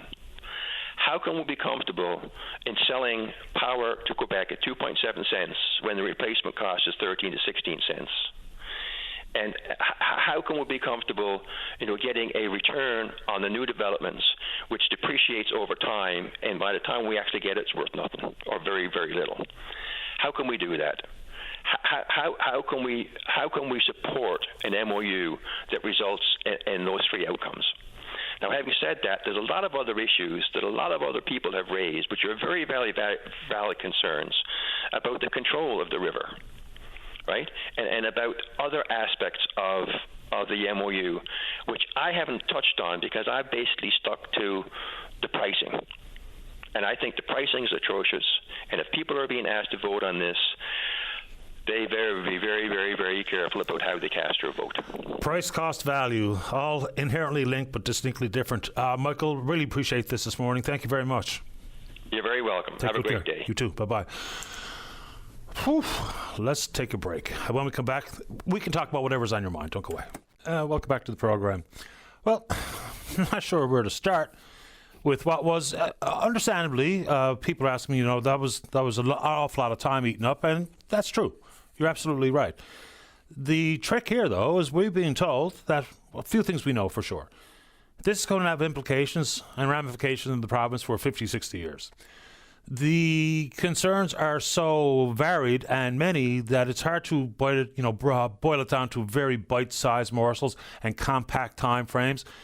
So, and yes, of course, we will afford the exact same amount of time to whether it be Carl Smith or Jennifer Williams or Premier Hogan or anybody else to speak to the specific concerns voiced by Michael Wilson this morning and echoed by others, whether we call it the Group of Nine and other people who have chimed in. Same thing for those who have penned a letter in support of it. If they'd like to take the opportunity to have their say here on the show, they're also welcome. Dave, how are we doing out there? We got stuff? Okay. I'll just get us to the news on time because we gobbled up a lot of time there with Michael Wilson, and we really appreciate it. Look, it's complicated, and people are confused. And I think he can throw me into the confused pile because there's just so much to this. I'm glad we didn't get too far into some of the more technical engineering type matters versus focusing on price, cost, value, future forecasts, implication of inflation, return on new developments, those types of things, which are the financial implications. Like one person said to me in a note during that most recent break, Thanks for doing it, but I'm pretty confused. I just hope we get it right. I think, for me anyway, the unfortunate complicating factor here is that it becomes very quickly and highly politicized. And that's unavoidable. It's just part of how things get done here in this country and in this world. To separate out the politics would be, fool's errand. No one's going to be able to do that in full. So the best we can try to provide here is just analysis by people who understand what's going on and have taken the time to do the work, as complicated and as tedious and as, for some people, as boring as it might be or seem. There's still a lot to be fully fleshed out here. And whether it be Michael Wilson or folks who are on the exact opposite side of this conversation, including Jennifer Williams, who's most welcome to join us. Same thing with Carl Smith, whoever would like to talk about it. And importantly, let me just reset the show in saying, when we come back from this news break, which we're going to take right now, the topic is up to you. It needn't be about the election. It needn't be about the Upper Churchill. It needn't be about anything specific that you think we talk about here on the show you'd like to elaborate. If you want to pick up the rope and go in a different direction with a new topic from any angle, like anything under the sun is a welcome conversation here on the program. Let's take a break for the news. Don't go away. You're listening to a rebroadcast of VOCM Open Line. Have your say by calling 709-273-5211 or 1-888-590-8626 and listen live weekday mornings at 9 a.m. Welcome back. Let's go to line number 1. Good morning, Miss Hutchings. You're on the air. Good morning, Patty, and how are you? Not too bad, thank you. How about you? Thanks, I'm fine, thank you. Grand. Thank you for having me on this morning. I'm going to talk about barriers for disabled people in Labrador, myself being a disabled person. I live with a neck and spinal cord injury for some years. Despite my injury, I still have many abilities and skills that I haven't been able to demonstrate or showcase due to a lack of jobs available, like work placements for disabled individuals in my area of Goose Bay. I have tried seeking employment locally under different associations related to my injury. And going back as far as 3 years ago, when I heard that there was agencies that had job placements for individuals like myself or similar, I was denied at that time, not from any medical perspective, but due to the fact that there was only funding available for one employment opportunity, like a job placement. And they were disappointed because they really wanted to help me. The people that are in these businesses are so helpful. They're very supportive and kind. And they know my plight. They got to know me very well. They were trying their best to dig deeper to find out what could be done, if anything. But meanwhile, we discovered that in other places in Canada, like for example, like where St. John's is close to us, for disabled peoples in that area, like the job placements are 20 plus spots for individuals who qualify. Other programs that are designed to get people into the workforce have an age requirement and cap off in order to be eligible. Like, for example, people over the age of 30 are not eligible to apply. For me, it seems to be a bit of an ageism factor in that situation. And I'm going to just go to some other things I investigated, like AMI Network is a network, a Canadian network that showcases disabled peoples from all over Canada with different disabilities, a myriad of them, all different ages. And these people are supported and funded by many other different agencies so that the disabled individuals' needs are met financially, physically, and socially. They're not isolated. They are able to somewhat still be in their community in a sense of I'm putting something forward to help, just living my best in my mess and glad that I can pay taxes and pay for my medicine and food just to, have the rights that everyone else that doesn't have a disability has. That's basically where I'm at. And I just have one more thing to say, and then I was just going to wait. Then whatever else you could offer. I feel like there's a significant lack of social and financial support for disabled people in Goose Bay, Labrador, right now, anyway, right at this time. I wonder how many people are existing in the same circumstances as I am in currently. Being married, disabled, my husband has a disability, we don't have medical benefits. He works, but like I said, his job comes with, restrictions because of his disability, like his medical restrictions. He can't do certain things. So, and where we have a family, it's very difficult. We do not have any extra supplementation or help. We do not qualify for the NLPDP based on minimal dollars. But this is how it is. They have, these brackets, financial brackets, and I don't. Even though I am a disabled person under the government, and I have disability tax credit, I do not receive any CDB or any sort of benefit due to the length of time that I had this medical issue. I didn't build up enough, CPP and whatever benefits as well. I just one final thing before I wait for the golden words from you. I plead to my fellow peoples here, Indigenous and non-Indigenous, people who have many influential contacts within the government entity that addresses this matter. I would ask you please speak of this just on behalf of all disabled Labradorian peoples, so we can all know what it's like to self-care, be out there, be productive, work, and get out there in the workforce, and not have to worry about losing our home or other things, maybe due to not being able to pay for all our medications, and if a surgery arises out of nowhere, unexpected costs that we're not qualified for.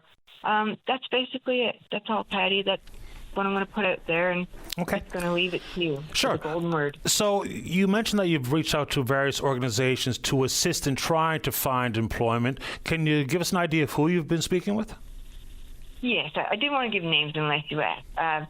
The Spinal Cord Injury Association, as it pertains to me specifically with the spinal cord injury I'm living with, those were the agencies that I focused and targeted on for 3 years. And unfortunately, despite all their attempts and tries, it's the barrier of the big government funding. It's not about the people not willing to help or finding the jobs. It's the money isn't there, so they can't put it forth to the entities that offer job placements, that are willing to take people with disabilities, because everyone's different. Some people may not need an assistant to work with. Some disabled people may. Right. I have some other entities that you can reach out to. Okay. Yeah. So one, when we talk about provincial and federal government resources, there is a specific Office of Employment Equity for persons with disabilities. So that's one at the governmental level. And for instance, if you sent me an email, I can reply with some links to make life easier. And when we talk about community-based organizations, I'll name three. One is simply the Coalition of Persons with Disabilities as the umbrella organization, as the advocate. But then there's two other specifics that I think have been very helpful to people. One is called Inclusion NL. And that they work directly with business, but they can help connect you with a company that may indeed be hiring persons with disabilities, requiring different levels of support. And the other one is called Empower NL, EMPOWER NL. So Inclusion NL, Empower NL, and the Office of Employment Equity for Persons with Disabilities, those three are three valuable resources that I think might be able to help, or at least point you in the right direction. Well, exactly, because I was literally just stagnant where I was. And I thought, well, okay, now it's time to call the one that I know that knows everything or can get me what is out there and something to work with. Yeah. So those three, did you have a chance to jot those down? I was. You're so quick. I was trying. I'm sorry. I put down the abbreviation. It's okay. No. I put down the abbreviation COPWD. That was the coalition of. What was that? Yeah, so if you just Google up COD-NL, COD-NL, that'll bring you to the coalition's website. Oh, right on. COD-NL. Okay, and then there was Empower NL. Yeah. And then Inclusion NL. Is Exactly. That correct? Yep. Okay, great. This has been unbelievably wealth of knowledge. Like, this is great for me because, yes, in my situation, currently, I'm just wanting to move forward and stay positive and keep busy with knowing that there's more out there and that I just haven't seen it yet. The best is yet to come. Hopefully so, fingers crossed. So if you try those different avenues, do me a favor, get back to me and let me know if you've had any success. If not, I'll try to get specific contacts at places like Service Canada, which has some programs. Maybe in the envelope of Easter seals, for instance. But you try those three. They're the best three that I, off the top of my head. And let me know how it works out. And if you don't have any luck, you get back to me and we'll pick it up from there. Okay, thank you so much. And I thank you again for your time. And God bless you all out there. Stay safe and healthy. Take good care. You too, Ms. Hutchings. Good luck. Thank you. You're Bye-bye. welcome. Thank Bye-bye. you. You're welcome. Bye-bye. All right, let's take a break. When we come back, GST. Don't go away. Welcome back to the show. Let's go to line number 4. Minnie, you're on the air. Yes, Patty. How are you doing? I'm okay, I suppose. You? Yeah, no, I haven't called in, but to be honest, I got the flu today, but I'm having a great deal of difficulty during this election in trying to understand what's going on with the MOU, right? And you know how I feel on Churchill Falls, because when we had it before, my God, I was just about on every single day. I don't know why, because I wouldn't have the energy at this point, Patty, but I can't figure out, and when Mr. Wilson came on this morning, I made it clear to me I had to call up because I don't think we have enough information, to be honest, to go to the polls and vote on this. And I don't know. I think that I was just telling David, I actually think what's going to happen is people that don't understand it are probably going to stay home. I wouldn't be one of them, by the way, but there are people that they're not going to go out and vote at all if they don't know what they're voting for, right? And that's my point, that I'm really concerned because I do not think I don't know why it was an election issue anyway. I don't know what we had to do, but we should certainly be trying to get more information on this before we're put in a position, because my point on it is we've lived with this last deal, and that's all we ever heard growing up was about this bad deal, right? And the concern I have is that if I went out and voted for it, that eventually it's going to be found out it was not a good deal. I'll always think that I was the one who helped put this through, right?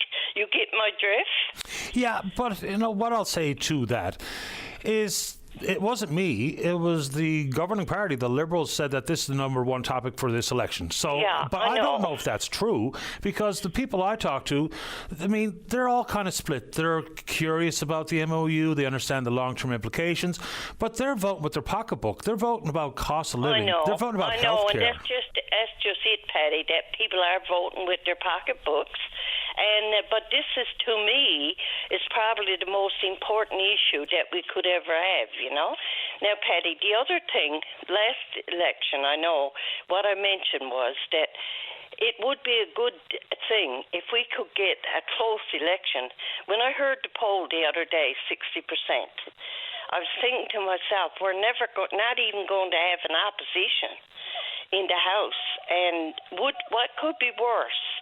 If at least when we got someone in there that's an opposition party or independent or whatever, at least that we could bring things up to the floor.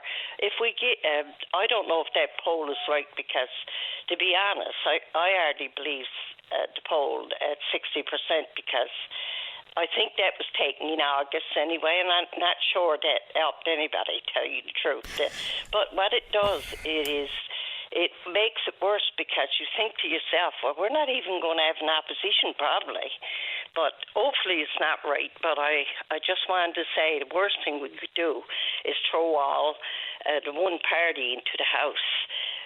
And the last party we had, we never heard one thing from our member, one thing, not a word, in 4 years. So I hope that we can at least, if not an independent, get some other party to have a large number, so that even if they had a minority government, I think would be a good thing, right?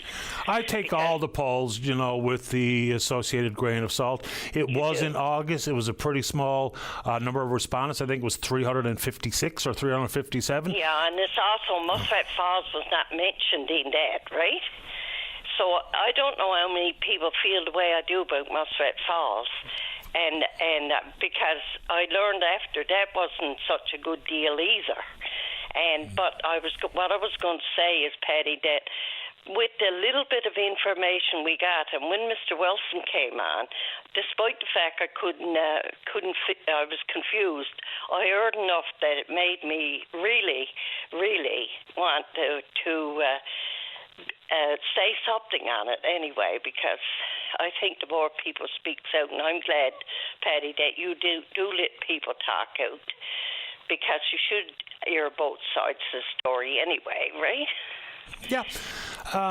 And again, in the interest of fairness and in the interest of fact gathering, we are more than happy to have Carl Smith or Jennifer Williams or whoever on. Because I don't disagree. I think you should have on whoever wants to talk about it should be allowed to come on, because I'm not normally one of those that just wants to come out and down something right after the bat. And when it comes to Quebec, I got a son that is teaching in Quebec, right? But I would like to have had a bit more information. I don't think that either one of us is going to the polls knowing what we're voting for, to be honest. And my concern, like I say, is that a lot of people who don't know, like myself, I'll always vote because I vote every time, right? But some people are probably going to say, well, I don't know if I want to vote for something that could affect me years down the road, eh? You get my drift? Yeah. I'll admit pretty freely, I was the other person on that call with Mr. Wilson, and I'm mind-boggled.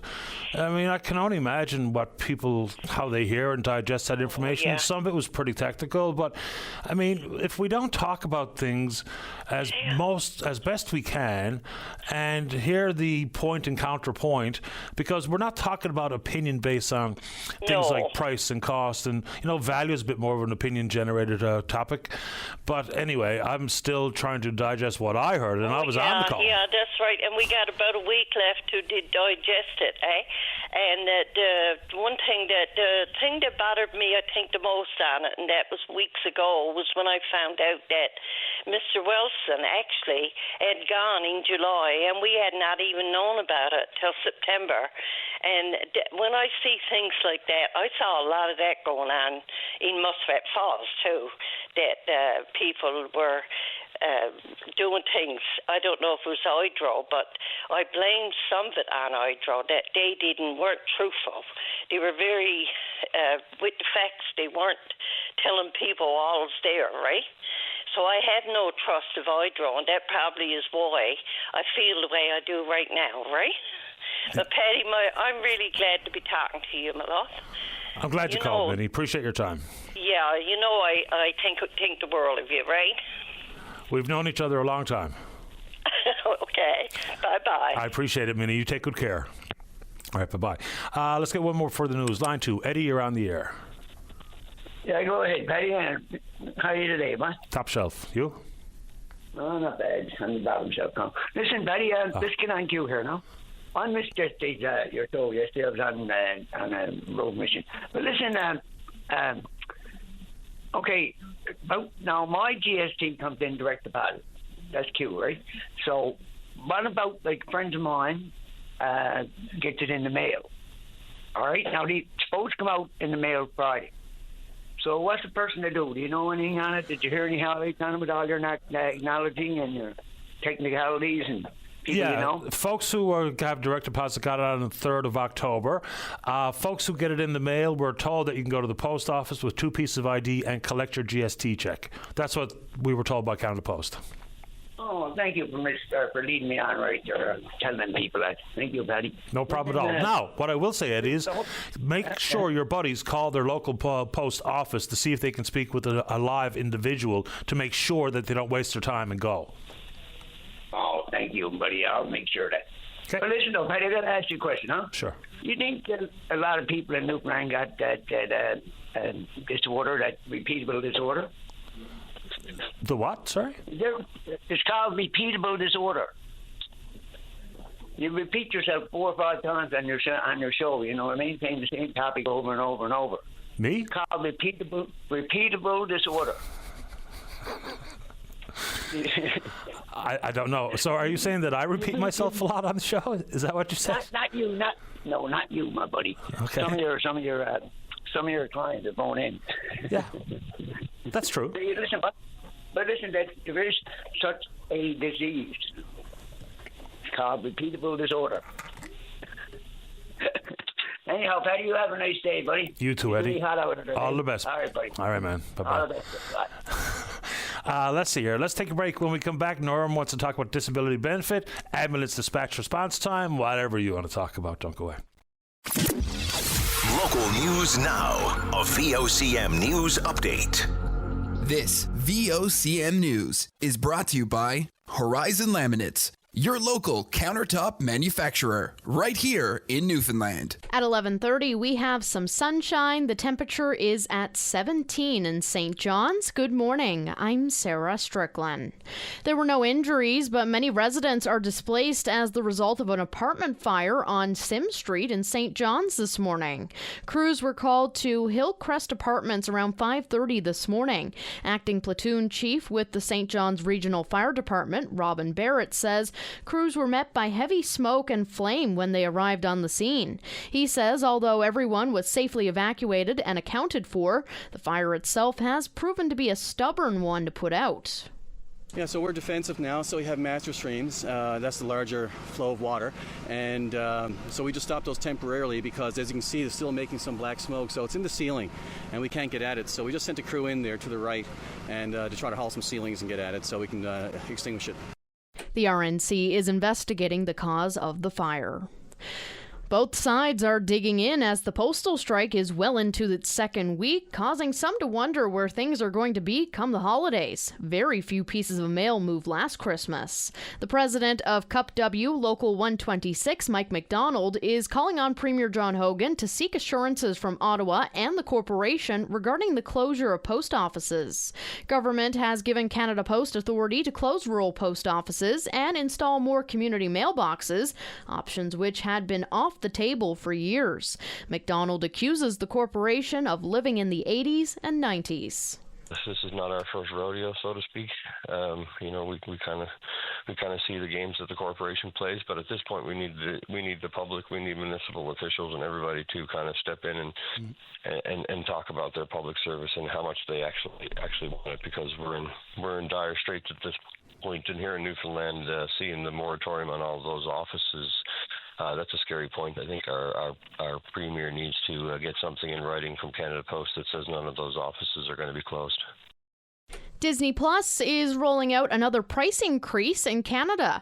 The streaming home to the Star Wars and Marvel franchises say the monthly cost of its commercial-free streaming packages is set to rise by $3 in November. The price for Disney's standard subscription with ad breaks will stay at its current monthly price. The move comes as many streaming companies try to push viewers to their lucrative ad-supported options, which cost less for subscribers but drive additional revenue from commercial spots. Up next, I'll have your weather forecast. The Tim Powers Show. Join the conversation weekday afternoons at 4 p.m. on your VOCM. Welcome back to the show. Let's go to line number 1. Norm, you're on the air. Oh, hello. Good morning, Paddy. Morning. You've got some interesting characters on the show this morning. As usual.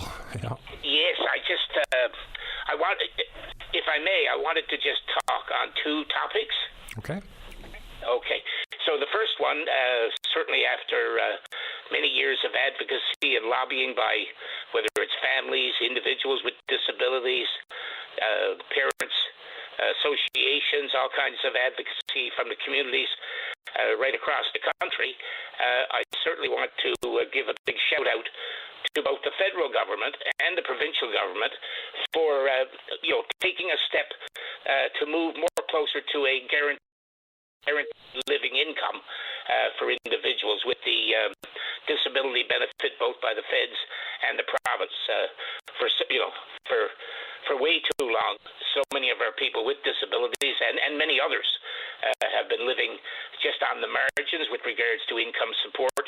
So these are positive steps, and I hope it's part of a plan to move forward to a guaranteed living income for all people, because there are still thousands of seniors and many low-income people that are really stressed and stretched when it comes to the dollars they receive to try to live in the ever-changing world that we're in.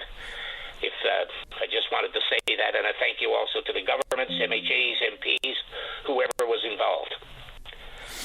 Okay. Yeah, I mean, there has been some improvements in disability benefits in particular, like in this province. Between the feds and the province, the disability benefit is, it's not what it might need to be for some, but up to $400 a month with the Newfoundland Labrador disability benefit. Canadian disability benefit offers up to almost $600 a month.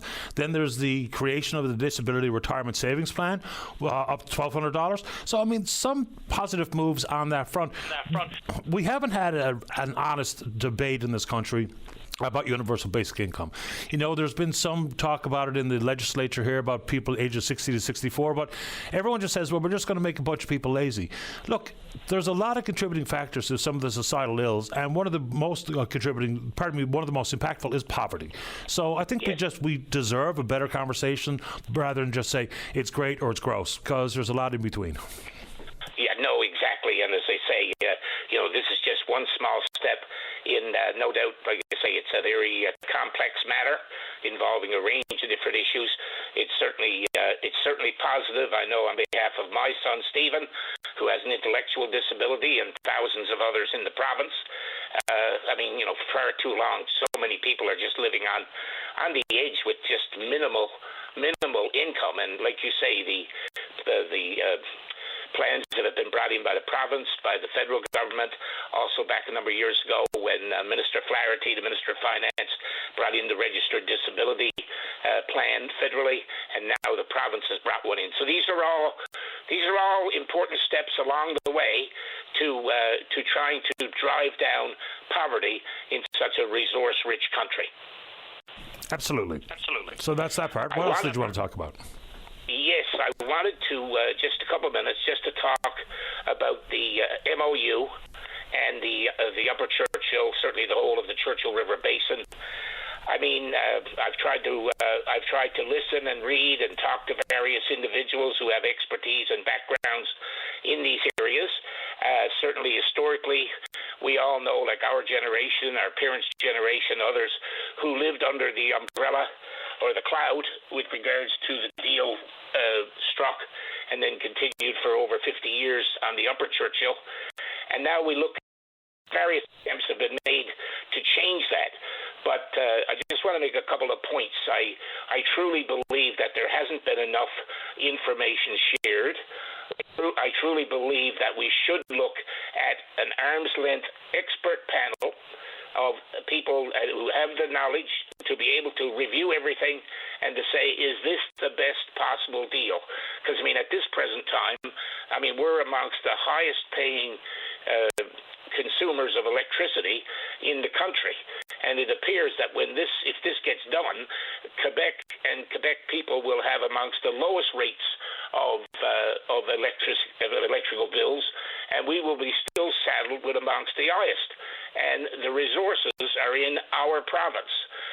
Too often, I feel too many in government almost treat Labrador like a resource-rich colony.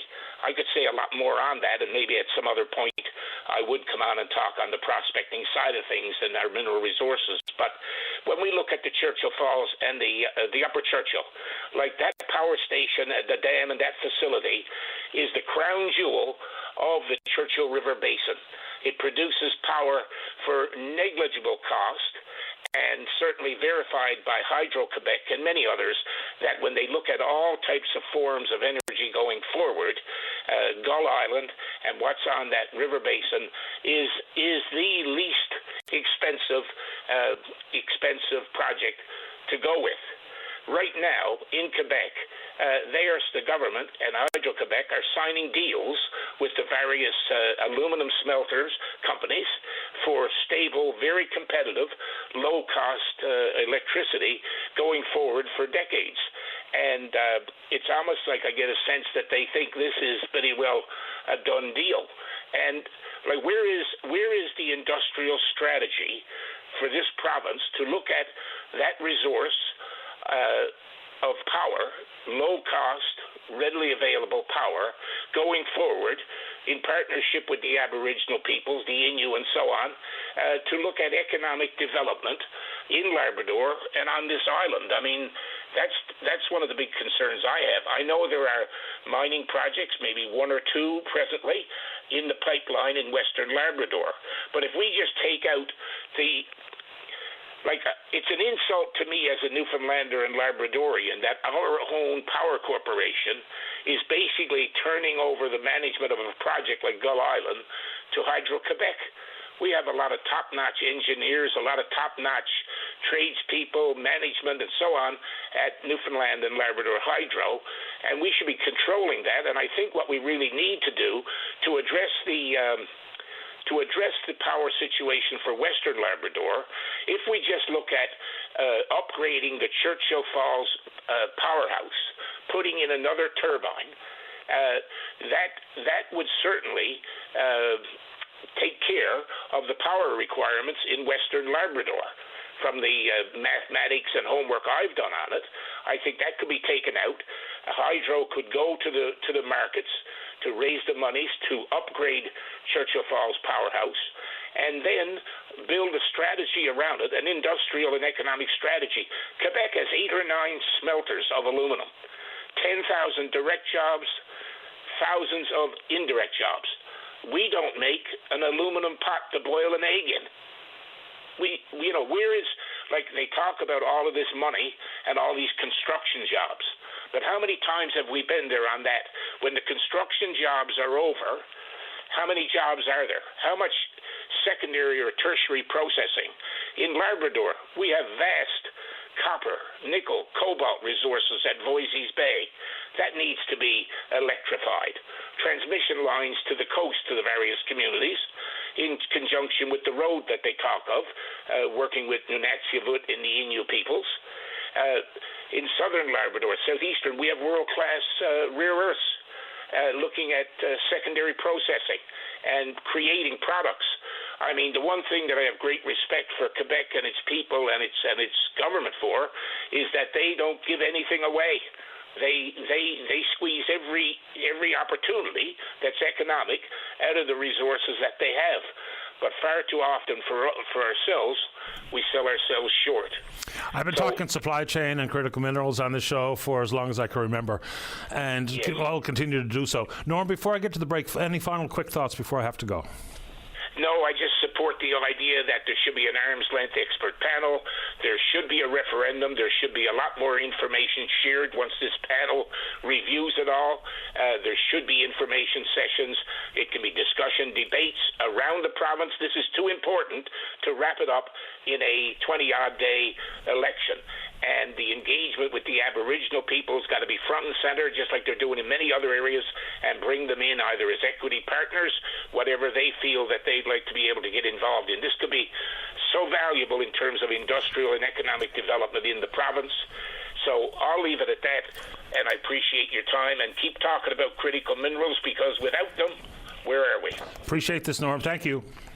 All the best, sir. You too. Bye-bye. All right, final break of the morning. Don't go away. Welcome back to the show. Let's go. Line number 1. Good morning, Kelly. You're on the air. Hi, Patty. I just wanted to call in this morning very quickly. I know you've got lots of people that have got points to make, and your show is amazing again today. I just wanted to say this, is that call in to say thank you for you being the watchdog in our province, and to say to Michael Wilson, we need more people like him debating this issue with the upper church, or what the new memorandum of understanding is with Quebec. I'm really fearful of what's happening, and I just think we need more town meetings. And when Norm called in, he hit on every single one of the points that I would like to make. I'm not as articulate as that man is, but I just want to say we don't have the information that we need as Newfoundlanders and Labradorians. And thank you again, Patty, for an amazing job. You're amazing. I appreciate that, Kelly. I also appreciate the perspective and input from any caller on any issue, and certainly when Michael Wilson really set off a bit of a firestorm in my email inbox here today, I have to say, and I appreciate his time. And I mean, he's put in the work. I mean, you should see the amount of documentation he has sent me. It's almost overwhelming. I've made every effort to read every single bit of it. This whole deal is overwhelming. We don't understand what's going on. Our politicians have no clue about what's going on with it, but sign it all off and send all of our resources again. No, we need to protect what we own, and we need to start by doing town hall meetings. And why are we rushing this? Why rush this? This is just confusing to people. I want to make one more point. Sure. If Michael Wilson and people like Norm could come up with, Michael has all the statistics on it. He's going into the layers and layers of this, right? So if he could come on your line every day and take 15, 20 minutes before this election's over and just try to dig up what we all don't know, that would be a starter. If he could do that for us, it would be amazing. Just give you 10, 15 minutes, because we understand, like the gentleman who called in about the disabilities, that's so important, especially when you have a child that's disabled, right? So, we really need to dig into this a little bit more, and I just thank you again. I don't know what to say. I just find it overwhelming that this is going through with like a speedway, and there's not enough information on it. And I thank you again, and Michael Wilson and people like Norm, for bringing up the points that are so important. And I'm glad they make time for the program. And the same to you, Kelly. Thank you for calling. You're welcome. You have a great day. You too. All right, bye-bye. Bye-bye. All right, where am I going here, Dave, as we run out of time here? Put up a few fingers. 3, let's say good morning to Mike Tiller on 3. Mike, you're on the air. Good morning, Patty. How are you? Not too bad. Quick question before we get going. Did you jump into the provincial election fray? No, I didn't. Okay, fair enough. I'm taking the bow from all politics for a little while. Good on you. What's on your mind this morning? Patty, I just want to say we've had some issues with the ambulance dispatch when it comes to the information that they relay to the volunteer fire departments.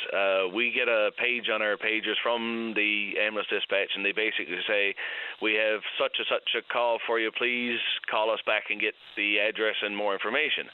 And so that's fine, but there has been delays in us being able to get a hold of them. And one of the last calls we had, it was actually between 10 and 15 minutes, and all we were getting was a busy signal. So we, lucky that we had some of the local ambulance operators' numbers. We figured out exactly what was going on. But in the MCC, the ambulance dispatch, tells us that it's their policy not to release information on our paging system that could identify a person because of potential privacy breach. But what we tell them is, okay, fine, you put that out on our paging system, we call back, get the information, get the address, but yet we have to put it out then on that same paging system so that the rest of the department knows what's going on. So it's red tape, is bureaucracy. It's a bit of foolishness, if you ask me, Patty, because we have to do what they're saying is a privacy breach in order to get the wheels rolling. Well, I thought that was the goal of centralising the system, is that notifications would be shared instantaneously. All we get told is that, there's a potential cardiac arrest, or that there's an MVC, or that there's something, and then we have to call them back to get the information. Now, 911, when they call, they'll give us all the information, but when it comes from the ambulance dispatch, we have to call them back, and that's fine if you can get a hold of them, but when you're talking about 10 or 15 minutes, that's it's not necessary. It's not the way it should be. And of course, at the end of the day, we're the ones that are getting the flack because we're late showing up the scenes, but if you don't know where you're going, it's hard to get there. Absolutely. And, that's another conversation about civic addresses in smaller communities. And there's a kit available from the government. It's easy to get and it's easy to apply. And I can't believe we haven't done that already. Anything else while we have you, Mike, before I sneak on one more? Yeah, Fire Prevention Week is this week, and we're having an open house from 7 to 9 at the Fire Hall in New West Valley, the Central Fire Hall, and we're having a sensory-friendly half an hour from 6:30 to 7. So everybody come out, meet the firefighters, see the gear, see the new rescue boat that we purchased, and a few light refreshments, and we'll have a fun evening. Sounds about right. Appreciate the time, Mike. Thank you, sir. You're welcome. Bye-bye. Bye. Does Cyril want to come back on? Cyril, if you're still listening, you want to talk about transitional allowance, which I assume was to the most recent behind closed doors vote amongst the cabinet to give themselves an additional severance, or what they like to call a transitional allowance, which is very much soft pedaling the issue. Which one of these, Dave, you want me to take? Oh, he's working something out here. All right, here, let's check in on the Twitter while Dave is sorting out the final caller of the morning. We're VOCM Open Line, you know what to do. Follow us there. Email address is openline@vocm.com, and plenty of those flowing in here this morning. And again, some topics, they get a lot of focus, a lot of attention, and fair enough, and rightfully so, whether it be the Upper Churchill or healthcare, whatever. But I always like to offer that friendly reminder that, look, whatever you want to talk about is something that we're 100% willing to talk about here on the program. I think this is the final word. Line number 2. Bernice, you're on the air. Yes, no, I was just wondering if there's somewhere you can go to, people can go that don't have direct deposit to pick up their GST checks. Here's the advice I'm giving everybody is call your specific post office directly. If there's any staff on site there, and ask them if you bring 2 pieces of ID, can you collect your GST check? I've heard it work for some already, so that's the only piece of advice I have. Okay, because I heard that there's supposed to be something posted on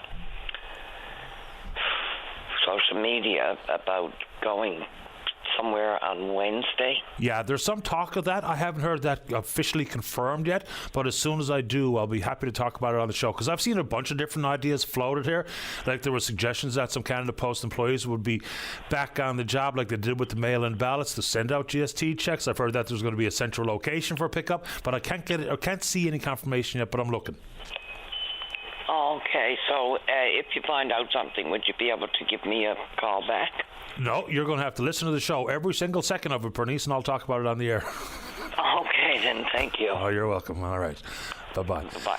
Yeah, those things get complicated. Now, it's not my position to ask why doesn't someone have direct deposit. I don't know. There might be a variety of reasons why people choose to not have it. But, yeah, the best bet here is and Canada Post. I think the onus should be on Canada Post and the government itself to give folks the information directly. Because for people who qualify for a GST, many of them will really need the GST check. All right. Good show today. A big thanks to all hands. And yes, we will indeed pick up this conversation again tomorrow morning. Right here on VOCM and Big Land FM's Open Line. On behalf of the producer, David Williams, I'm your host, Paddy Daly. Have yourself a safe, fun, happy day. We'll talk in the morning. Bye-bye.